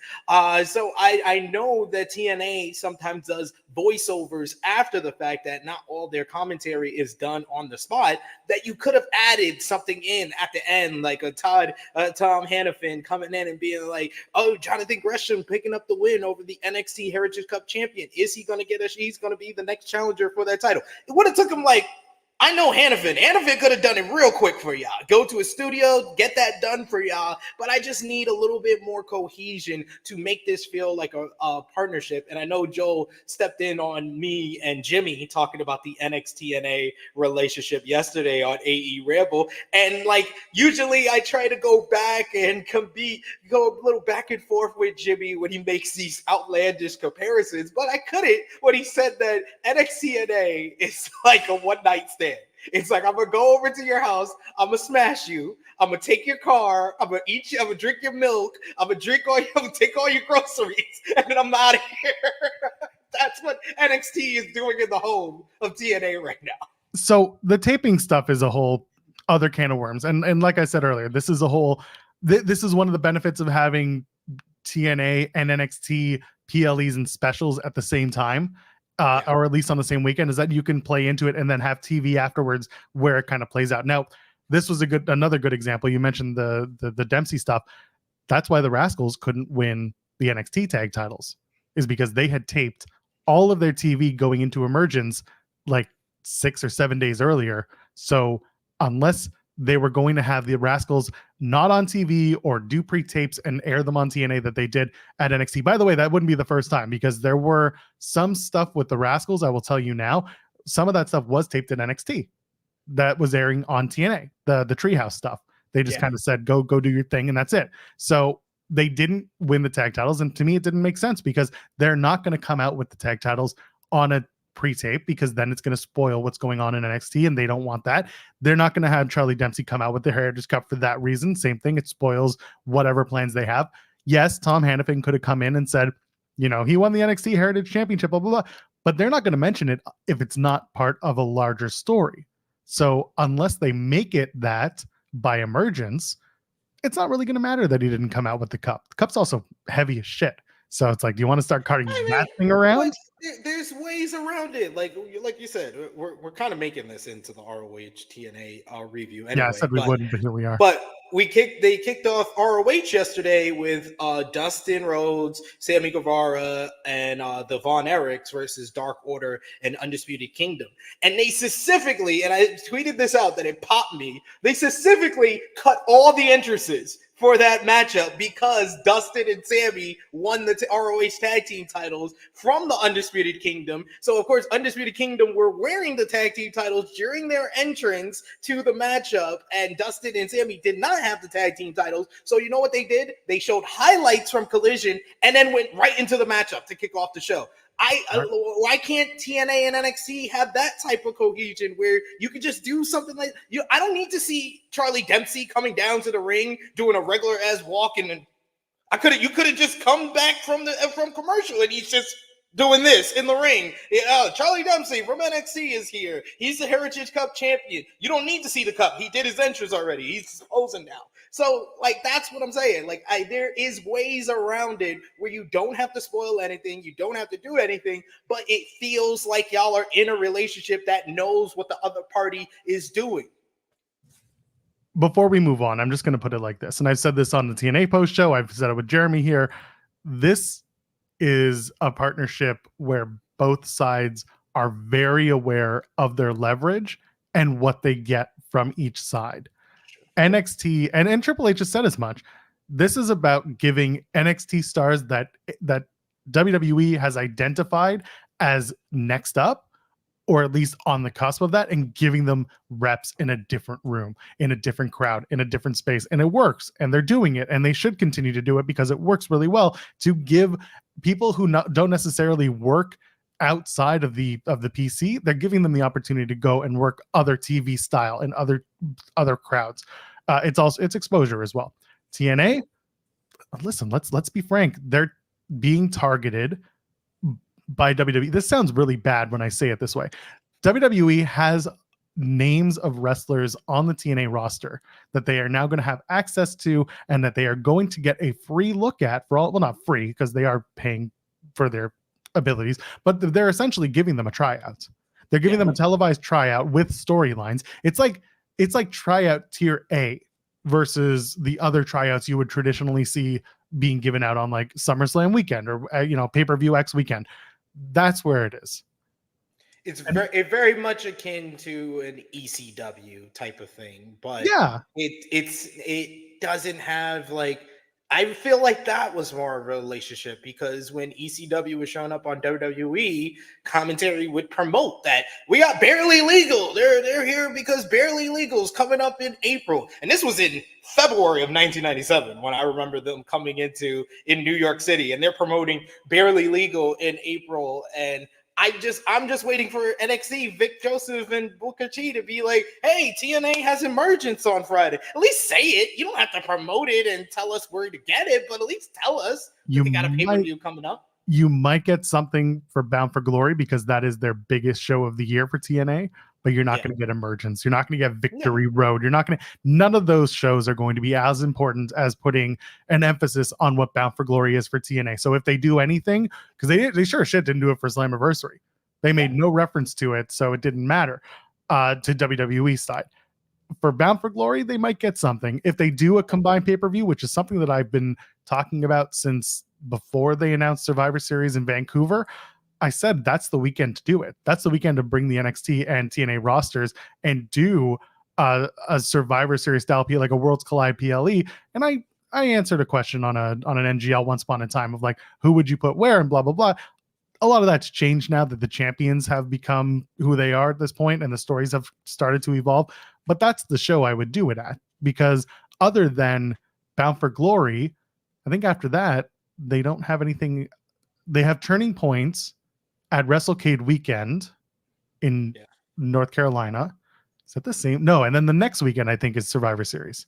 No, I think it's the weekend before, because that's the last weekend of November is WrestleCade. It's November 29th is the Turning Point show. Yeah. Oh, that's the same. Well, that's the same weekend as when's Survivor Series? Survivor Series November 30th? Yeah, I'm pretty sure it's the same. Yeah, it's November 30th. But but the next day is the 1st, isn't it? because there's no November 31st. No, Yeah, 30 it's days December September, 1st. April, June, and November. So then December 1st is typically Deadline, the last NXT show of the year, and there's no WWE PLE in December traditionally. So if Deadline is it, then you can have the Iron Survivor Challenge, and then maybe TNA stars are a part of that, or you can do a Worlds Collide style show at Deadline and call it something else. That's Or you kind can of do what it. You can do it in Indianapolis. That's what they did. Worlds Collide with NXT and NXT UK back in 2020. They did that during Royal Rumble weekend. True. So they can bring that back for 2025 and do it TNA versus NXT. I would like that. That would feel more of what I'm looking for in the working relationship. And trust me, what I'm looking for is not what everybody else is looking for.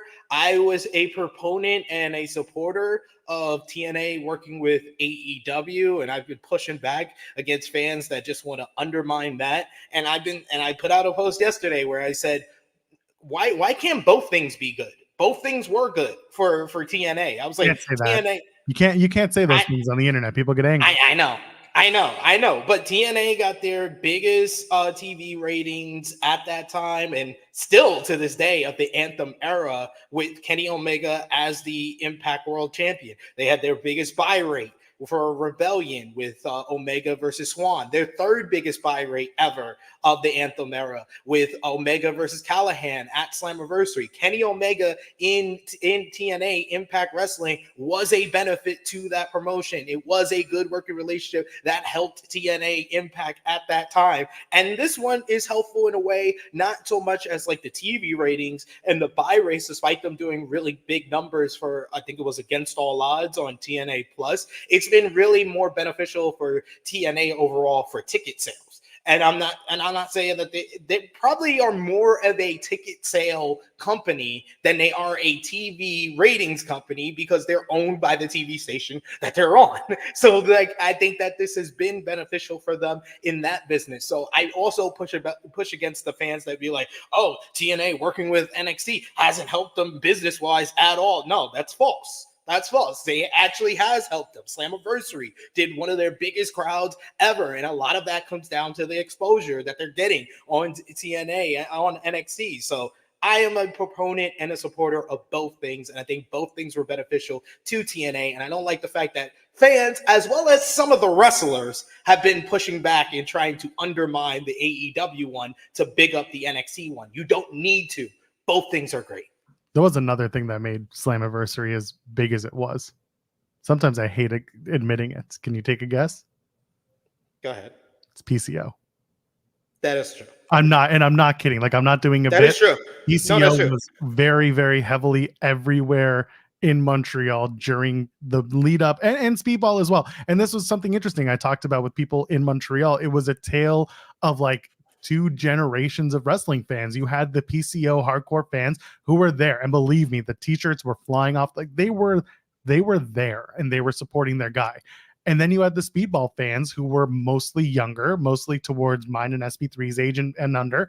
They were there too, and they were supporting their boy. So there was that, and that's a good thing, by the way. Promoting your hometown talent and like giving them high profile matches on a show, that's a good thing. I'm not complaining. I just love it that it's 53-year-old PCO and Mike Bailey, who is substantially younger. But we see that from the top two promotions when NXT is about to have their premiere on CW and they're running Allstate Arena in Chicago. They could have just ran it as the big CW premiere, but no, they're putting CM Punk on there because CM Punk's going to promote that. He's the hometown boy. He's going to draw all the tickets there. AEW did it just last year, and they're going to probably do it again with Grand Slam. MJF will be front and center promoting in New York City because he's the hometown guy. Like, that's how we're going to see it in a couple of months with Swerve and Bryan Danielson. If he wins this weekend, they're going to be promoting to Tacoma, Washington for Wrestle Dream. So it's going to go on and so forth. And MJF and Will Ospreay have done big promotion wise for this weekend at Wembley Stadium as well. And when AEW hits Lexington, Kentucky in December, you know who's going to be there front and center doing the promotional material? Ricochet. Paducah, Kentucky's own. Spiteful Select had reported yesterday it's official. Ricochet has signed a multi-year deal with AEW. Is he heading to London? Time will tell.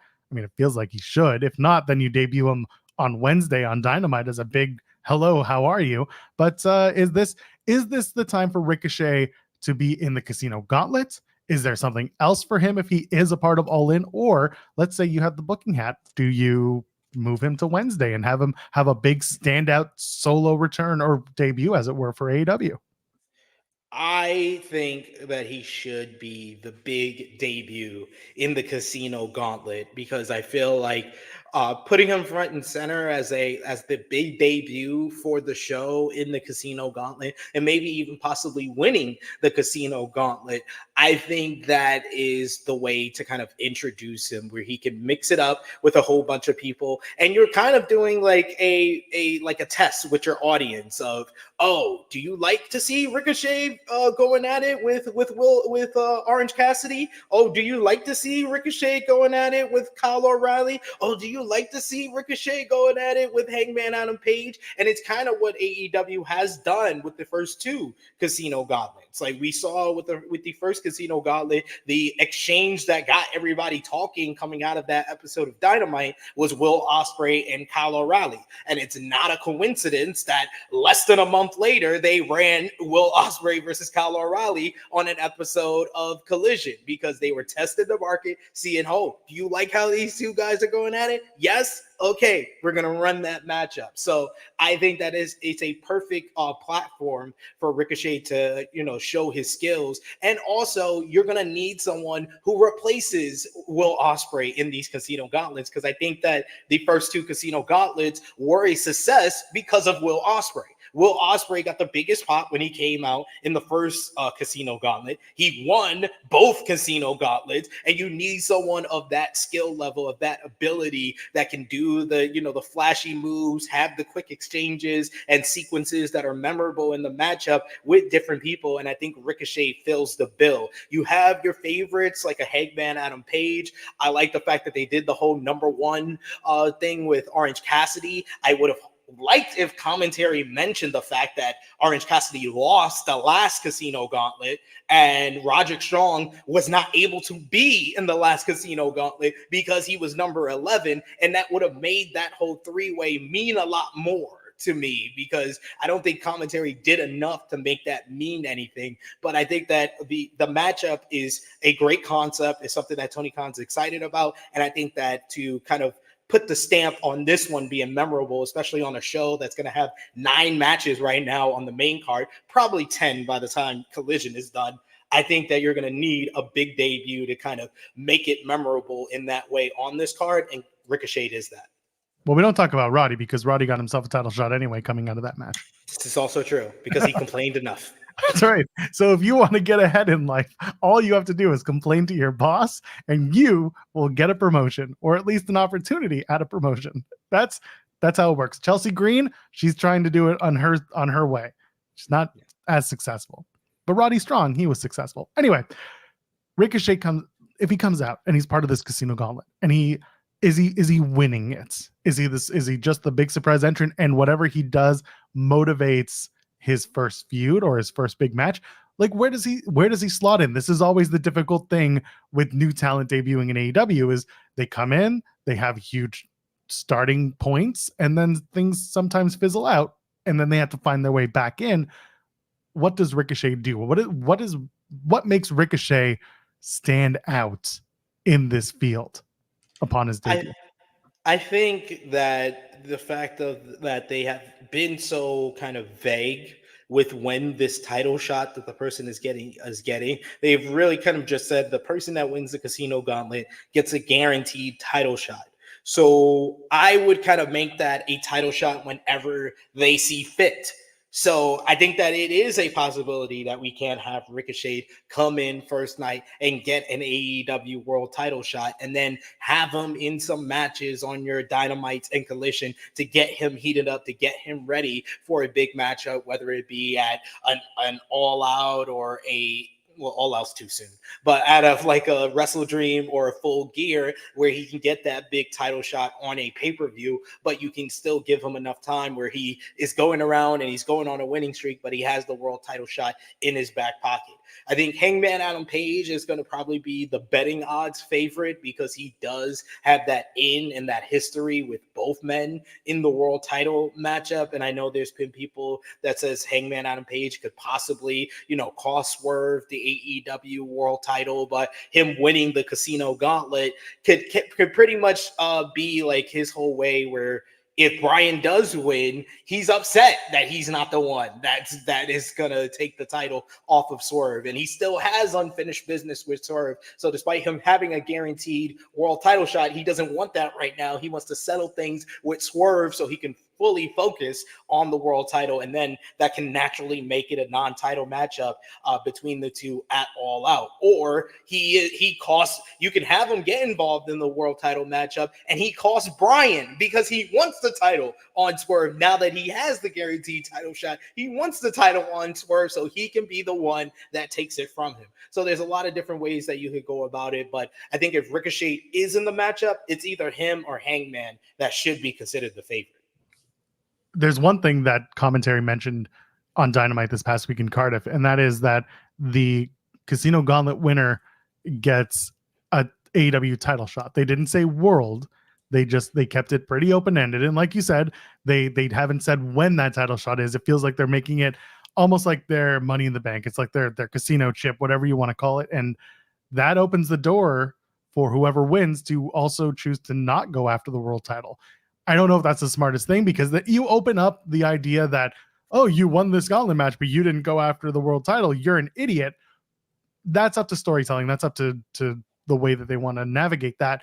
But there is a world where someone like, let's say, Ricochet could win this Casino Gauntlet and choose to go after maybe the TNT championship. And if maybe it's Darby, maybe it's Jack Perry. Let's say it's Darby Allin. Darby Allin and Ricochet, that's a pretty hot match to do at a place like All Out for the TNT title. There's some good motivation to do that, and for Ricochet to come in and just be like, I know what's going on over there, and I'll have my time over there. Right now, I want to face the guy, and he makes the decision after the TNT title's been made. Or he'll just be like, it just so happens that I came here because I always wanted to face this guy, and this guy now has this title, so I want to face this guy, and that guy is Darby Allin. There could be a world in which they can make that make sense, not make Ricochet look like an idiot, and there will be people who are just like, why didn't you go after a world title? I get it. But if you can motivate it with a story, then that's fine. The only title I don't want anyone going after is the Continental at this point. Yeah, the Continental, they have not done a good job with ever since the Continental Classic at all to me. You want to know what the all-out match is going to be for the Continental Championship? Claudio versus Okada. Okada versus Billy Gunn. Oh, God, please no. Think about it. Think about that triple threat. Think about that tag team triple threat. Who's in the corner of the Acclaimed? Billy Gunn. Who's going to be in the corner of the Bucks because he doesn't have a match on the damn card anymore? Why doesn't he? Like, what if your original plan was Okada versus Omega, and then you decide to do the Okada and Claudio time limit draw on Wednesday? Why is it that Claudio is now going after the Trios Championship? Like the way that these people just flippantly go from one title focus to another title focus, it's an issue. And me and Jeremy talked about it for like an hour and a half. All of our issues with AEW the last time I was on this show, but I just want them to figure out like what title is this person going after? And I feel like the finish to that time limit draw is going to lead to these two, Claudio and Okada, facing each other at All Out. I pray for that instead of Daddy Ass. I get it. I really do. However, it's Billy Gunn, and he's been protecting his ass so much. Oh, God. Him and Jay White, still the worst AEW match of the year. Oh, my God. Who did I do? I got to do that post show. I got to do that post show with Pulowski. That was something. That was a feeling. And a lot of people afterwards were just like, what are you talking about? Billy Gunn did it. I was like, Billy Gunn's been covering his ass ever since he got into the business. He's been covering his ass because he thinks he should be protected. He's just whatever. I have my feelings about Billy Gunn at 60 friggin' years old trying to make himself look good in a wrestling match against a guy like Jay White, who has challenged for the AEW World Championship, who is a former IWGP Heavyweight Championship. I get it. It's wrestling. It's not real. But like, there's a certain suspension of disbelief that comes with a match like that not being the way it was presented. They book him like he's Brock Lesnar. Let's be real. They book this man like he's Brock Lesnar, like he cannot be. Everyone's scared of him. You can't punch him or he gets involved in the brawl. Like, how is the Acclaim, the baby faces, going into this three-way matchup when they did a 3-on-2 brawl with FTR on Saturday after the Collision time limit draw?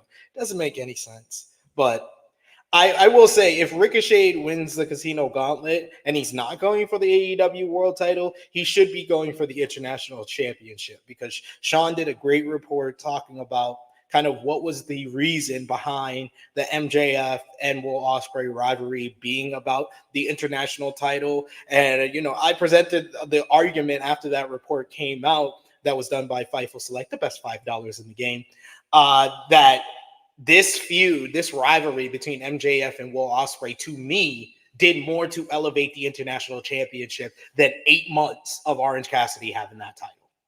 To me, Orange Cassidy's first reign with the international title did more for Orange Cassidy at that time in elevating him than it did with elevating the title. Because when you look back on it in retrospect, and pretty much it ended a year ago at All Out last year, what was the memorable rivalry that Orange Cassidy had? For the international title. He faced Jay Lethal a couple of times. He had the great exchange with Swerve at the end of that Battle Royal at Double or Nothing. His best rivalry when he was international champion was Jon Moxley. And that was the one that he ended his whole title reign with. Whereas, a lot of comparisons last year was between Orange Cassidy as international champion and Gunther as intercontinental champion. I remember Gunther with Sheamus. I remember Gunther with Chad Gable. I remember his final rivalry with Sami Zayn. Like, he elevated Sheamus. He reignited Sheamus as a star in WWE. He made Chad Gable into an established upper mid-card guy in the company during their rivalry. I don't have that with Orange Cassidy, so that's why I say his reign was great, unquestionably great, but it did more to elevate him. And that's why I was so disappointed with the follow-up after he lost the title and they did jack and shit with him. We're far enough into the podcast where I can say that. They did jack and shit with him. Perry and shit. There you go. Hangman Adam Page. Pharaoh, it's shithead. Where they did nothing with him after that, and that pissed me off because his title reign was so good and he needed to go up the card instead of just staying where he was and then winning back the international championship a few weeks later anyway. So, like, it pissed me off so much, but that's why I say it did more to elevate him, whereas MJF and Will Ospreay, when you have two of the top 3 stars in this company battling over this championship, it's really established the international championship as the 1B title in AEW. And that's why I saying all of that, I disagree with the comment from Ace, who said Pac and Ricochet should have been the international title shot. Oh, international title shot at All In. I could see that. But if it was for the international title, no. The MJF and Will Ospreay matchup needs to be for the international championship because it's done so much. And MJF, that's why you have a bunch of people making the argument that they don't want to see MJF lose this championship because he's had such a good short run as the American champion and still making it the international championship more than a couple of other, including Orange Cassidy, made the international championship the original concept of the title. That I really feel like that is the number 2 1B title in this promotion now. So at All Out, it's going to be Pac versus the winner of the international championship. Presumably that's Ospreay. Let's say it's Will Ospreay. Yeah. That's where I come up with the whole maybe Ricochet wins the Casino Battle Royal and challenges for the TNT title as a change. However, because it could be any time, maybe he calls a shot and it's for the Grand Slam event. And it's Ospreay versus Ricochet for the international championship at Grand Slam. I see that. Do something like that. I'll be pissed because this is like the first Grand Slam in like 2-3 years that I'm not going to because I'll still be here in the UK. It's a motivator for sure in terms of ticket sales. That would get Yeah. me going. That'd be an exciting match to see. And it continues the lineage of every year doing like that big, not just a title match, but a big like uh flip match for sake of better terms. Very athletic match. And of course it's a dream match. People have wanted to see Ospreay Ricochet now versus back in 2016 when they were tearing it up. So there's a lot there, and it would sell tickets for sure. So maybe it's the Grand Slam International Championship match, and maybe that's the main event. I mean, I would assume that the world title goes. Oh no, the Grand Slam. Oh, there is the world title match already. Yeah, Darby's getting a shot at the title. But you're gonna need another matchup because, like I said, I went to Grand Slam last year, and I remember Eddie Kingston versus Claudio Castagnoli more than I do MJF versus Samoa Joe. Maybe they'll do it on Collision because they're doing a Grand Slam Collision that night as well. I wouldn't do it, but it could be. It's a main event. It's a main event. Like it's for either show. It would work. But that's kind of where my brain is. If you have Ricochet win that Casino Gauntlet, there's a big match there on the table, and you can open Grand Slam with Will versus Ricochet. I think that's another good point. Whenever Dynamite, we were talking on Wednesday, Dynamite in Cardiff it felt overloaded, but they did a pretty good job of spacing out everything, in my opinion. I mean, the trios match was what it was. They tried to kind of make it so that everything flowed together from the time limit draw into the trios. It didn't work, but I saw what they were trying to do, and that made enough sense. The show itself, though, in my opinion, it flowed. I got to watch I watched the satellite feed, but anyway, I got to watch the show, and when I sat down and watched it, I was like, "This is highly enjoyable." It's not nothing's failing me right now. I enjoyed most of what I saw, and I hope that kind of flow continues through the next little while with AEW programming, because when they hit their groove, it's actually a very enjoyable show, as TV should be. I don't know if you have any just overall thoughts on Dynamite, because I know you do a ramble over on True Heel, on True Heel Heat with Jimmy Macron, but I want to just get your overall thoughts, because then we got to talk about All In real quick and then preview the weekend. My God. Cardiff was one of the best crowds of the year for AEW, and it basically gave me kind of confirmation of my thought for like the past year that AEW needs to do more buildings that are like 5,000 seaters. Because if you could pack 5,000 seaters with people that want to see AEW, it just comes off as a much better show instead of getting these 15,000, 10,000 seat arenas and only packing half of it. It just creates a different feel of the show overall. That arena they were in looked great, and I thought it was the best show of August so far, and I thought that July was one of their best months of television when it came to AEW Dynamite. And also Collision being in Arlington, Texas. But like this one was the best of August, where I felt like the last 2 weeks were a bit of a misstep. This one was back to form and a really great go-home show. Now, have you left the house today yet? Yes. Have you been to the Tube? No, not today. Okay, so you have to, now after the show, you have to go to the Tube and confirm it, because all those photos have been going around that London is going to host Forbidden Door 2025. I did see something like that on social media. My question would be, when is Forbidden Door 2025 now? Because I don't think they're going to do the end of June like they've been doing the last couple of years, because that would only leave a 2-week bill to All In Texas. Never stopped them from doing that before. Also true. Also true. But you raise a good point, because in January there's going to be Wrestling Dynasty. That's going to be the third night Tokyo Dome show, and that's the same. It's AEW and New Japan. Like, yes, other companies will be there, but it's primarily AEW/AEW adjacent wrestling companies and New Japan, and then Noah's involved too. But like the big stars are for those two companies, New Japan Pro Wrestling and AEW. Now you have to add in London, and if you do one show in Japan in January, June, 6 months later, would make the most sense, unless you move it maybe into the fall, but then you're going into G1 territory.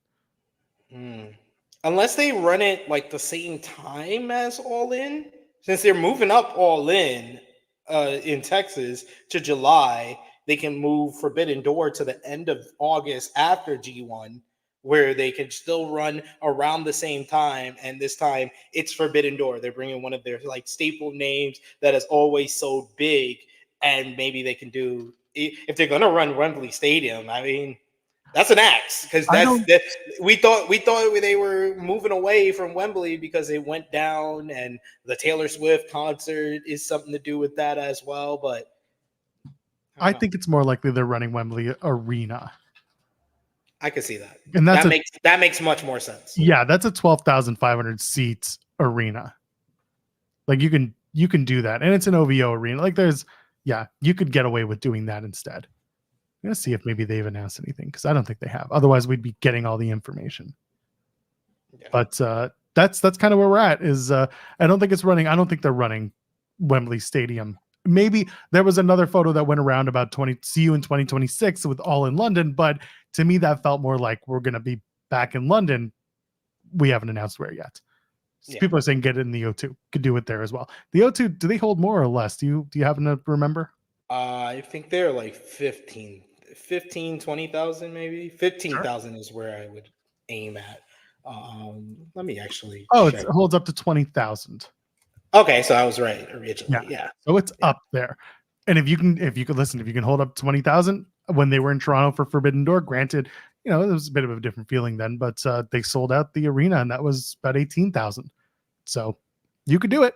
You could absolutely do it, especially in the UK, where it's easier to get around, at least flying wise, coming in and out, whether you take the train or you take however your method of transit is, you can get to a show like that. So it'd be nice to see. But 2026 feels like if they go back to Wembley Stadium, fantastic, but they haven't announced anything officially other than we'll be back in 2026 to do All In some way, shape, or form. Yeah, because I really have a feeling, not a report, but a feeling that is probably when they'll do WrestleMania London. That's the nearest time they could do a WrestleMania London, and I would think they want to go to Wembley Stadium and break the AEW record over there. So I would think they would do that in 2026, because that is also another feeling that I have. Probably going to be the first WrestleMania that they put on Netflix worldwide, because I know I think it's either the beginning of 2026, end of 2025. Their deal with Peacock is up. Yeah, so that deal ends. The Peacock deal ends end of 2025.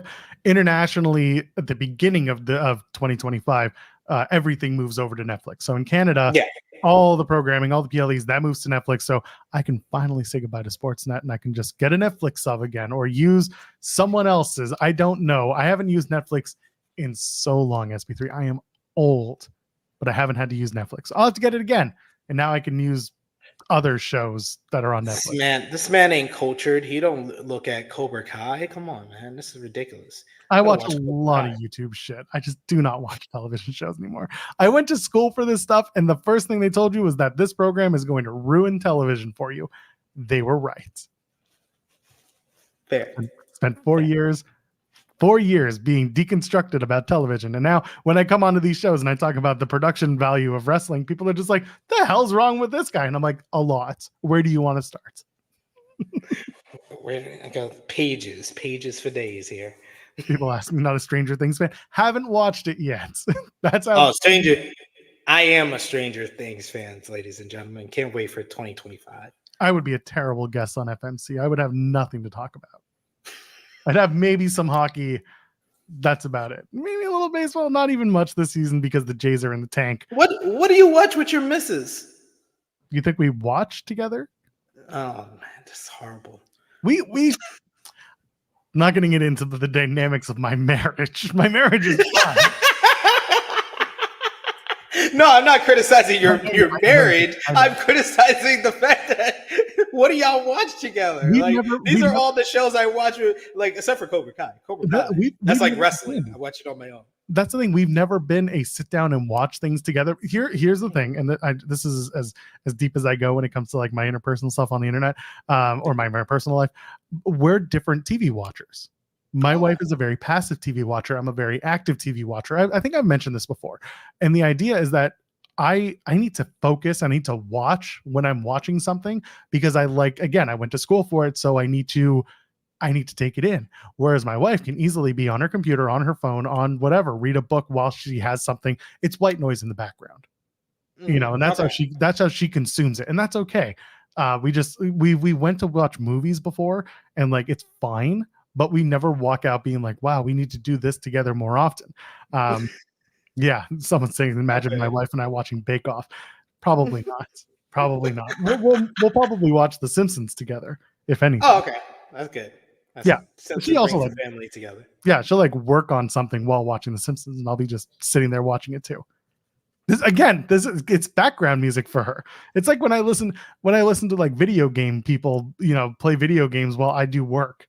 Is this their voice is just in the background? It's just white noise. Like our show, guaranteed. There's someone sitting in an office somewhere just being like, who are these people? I don't care. I like their voices. Here they are. Or they make a reference to wrestling, and that's good enough. We're just words in your ears. That's all we are. That's Words nice. and thumbs That's up. good. That's what podcast is all about. Right. We're not And video essays. No video of 5 hours. Let's go, H Bomber guy. Put us all to sleep. Oh, bitch, I know. that is thanks to my wife. That's what that is. Anyway, we're almost out of time. We're basically past the 2 hour mark, but I'd be remiss if I don't say All In is this weekend, and there's plenty to watch. Danielson, is it his time? Is he going to win this title?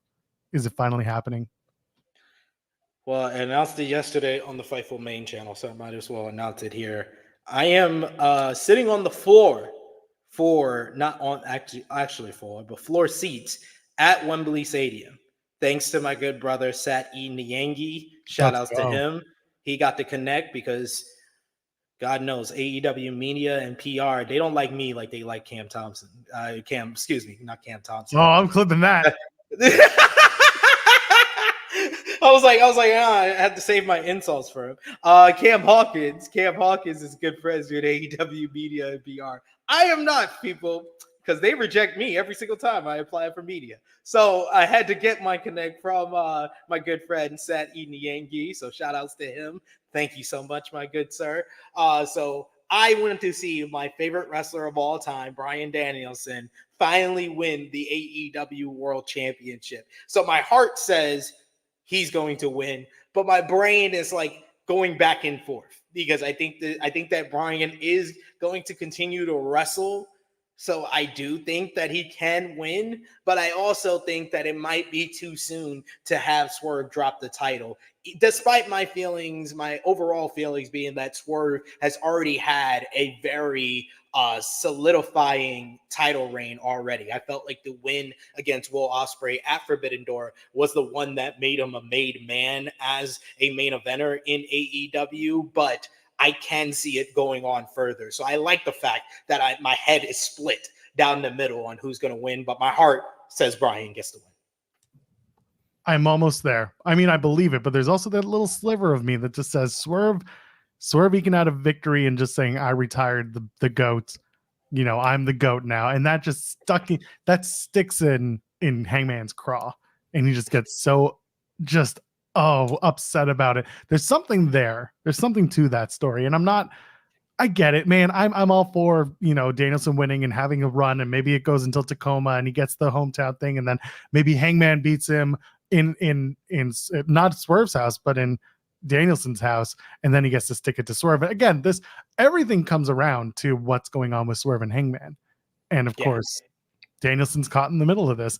And of course, you've got the Derby title shot at Grand Slam, and you've got whatever the match is going to be at All Out at this point. There's a lot on the table. Who knows? Maybe we're going to be talking about Bryan Danielson versus Ricochet at All Out. Who knows? I still think it should be Jeff Jarrett, but that's just me. Jeff Jarrett and Bryan Danielson, that's the match right there for me. Birdie doesn't throw in the towel. Birdie just eats the towel. Says no. She's a young girl. She just doesn't know what to do. She just eats the towel. I have young kids. I get it. And then Buddy tries to stop her from doing it. Buddy's like, I want to see Dad wrestle some more. I'm happier when he's not here. If he's anything like my kid, no daddy. Bye-bye. No daddy. That's how I felt today. Like my missus goes out and my kids are like, Mommy, where's Mommy? And then today I'm going out to do errands and my daughter's like, all right, bye-bye, Dada. See you in the morning. I was like, okay. Yeah, my kid's like, bye-bye, have fun in Ottawa. I'm like, I'm not going to Ottawa. Like, what are we doing? Anyway. Oh, let's get our stuff out of the way. Listen, there's also SmackDown That's tonight for those who are paying attention on that world. Cody Rhodes wants to chat with Grayson Waller. That is actually what it says. He wants to chat with Grayson Waller. I hope it's a steamy chat. Naomi Jade Cargill and Bianca Belair take on Blair Davenport, Alba Fire, and Isla Dawn. The U.S. title's on the line. LA Knight.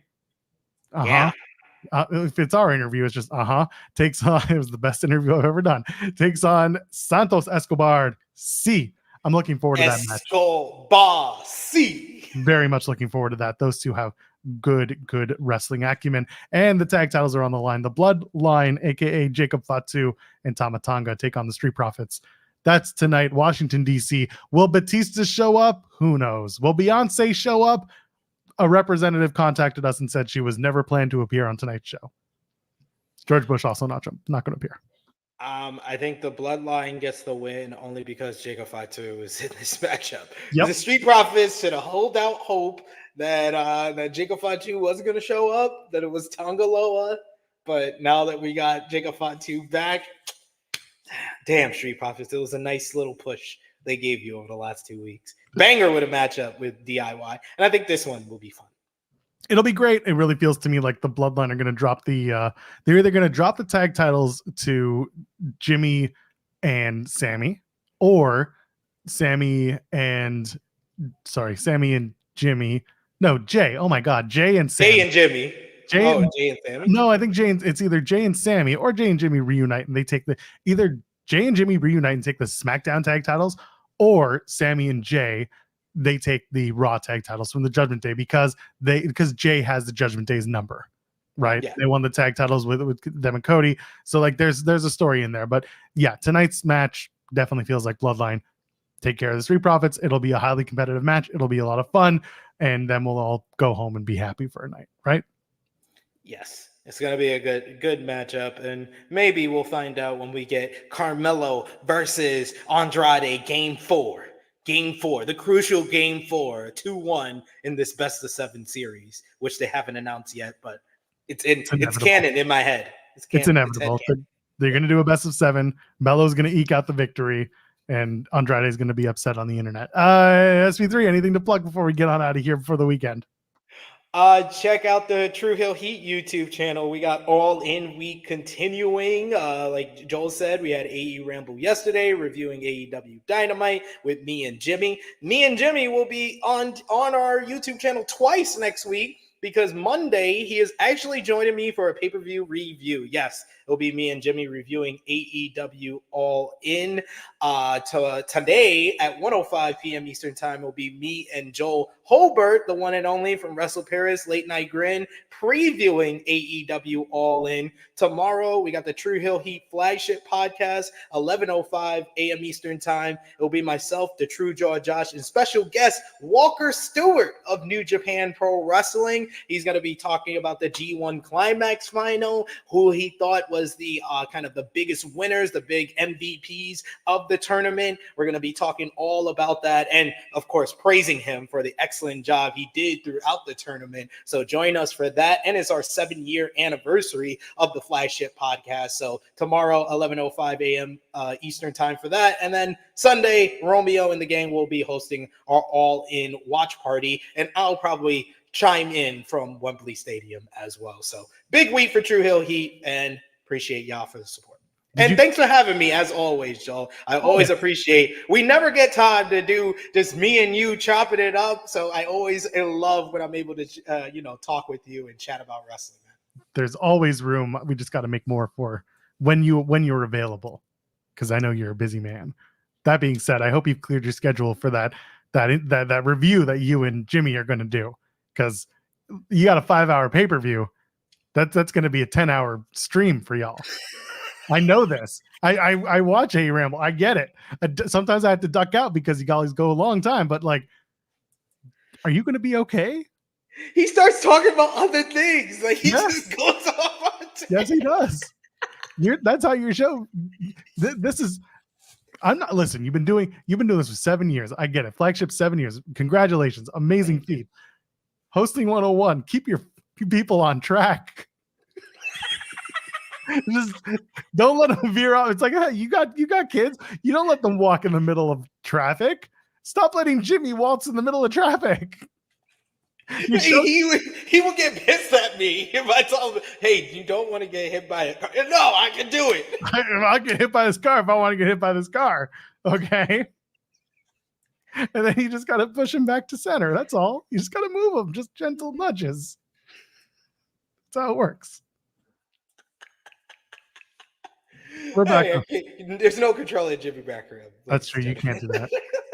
We are back on Monday. Maybe Jeremy will make it. Maybe he won't. He's at the Smitty. Go check that out. If you're in Spencer, Indiana, or anywhere nearby, go check it out. I know Louis is in the chat. He's going to be there. A lot of other friends are going to be there. Thanks again to Cam Hawkins for joining us. And of course, Cole Radrick for the run-in. Jeremy Lambert was here. So for him, for SP3, I am at Joel Pearl. JOELPEARL. We're back Monday, 10 a.m. Eastern to go over All In because there's going to be a lot to talk about. Till then, ladies and gentlemen, friends beyond the binary, we'll see you in the next one. Cheers.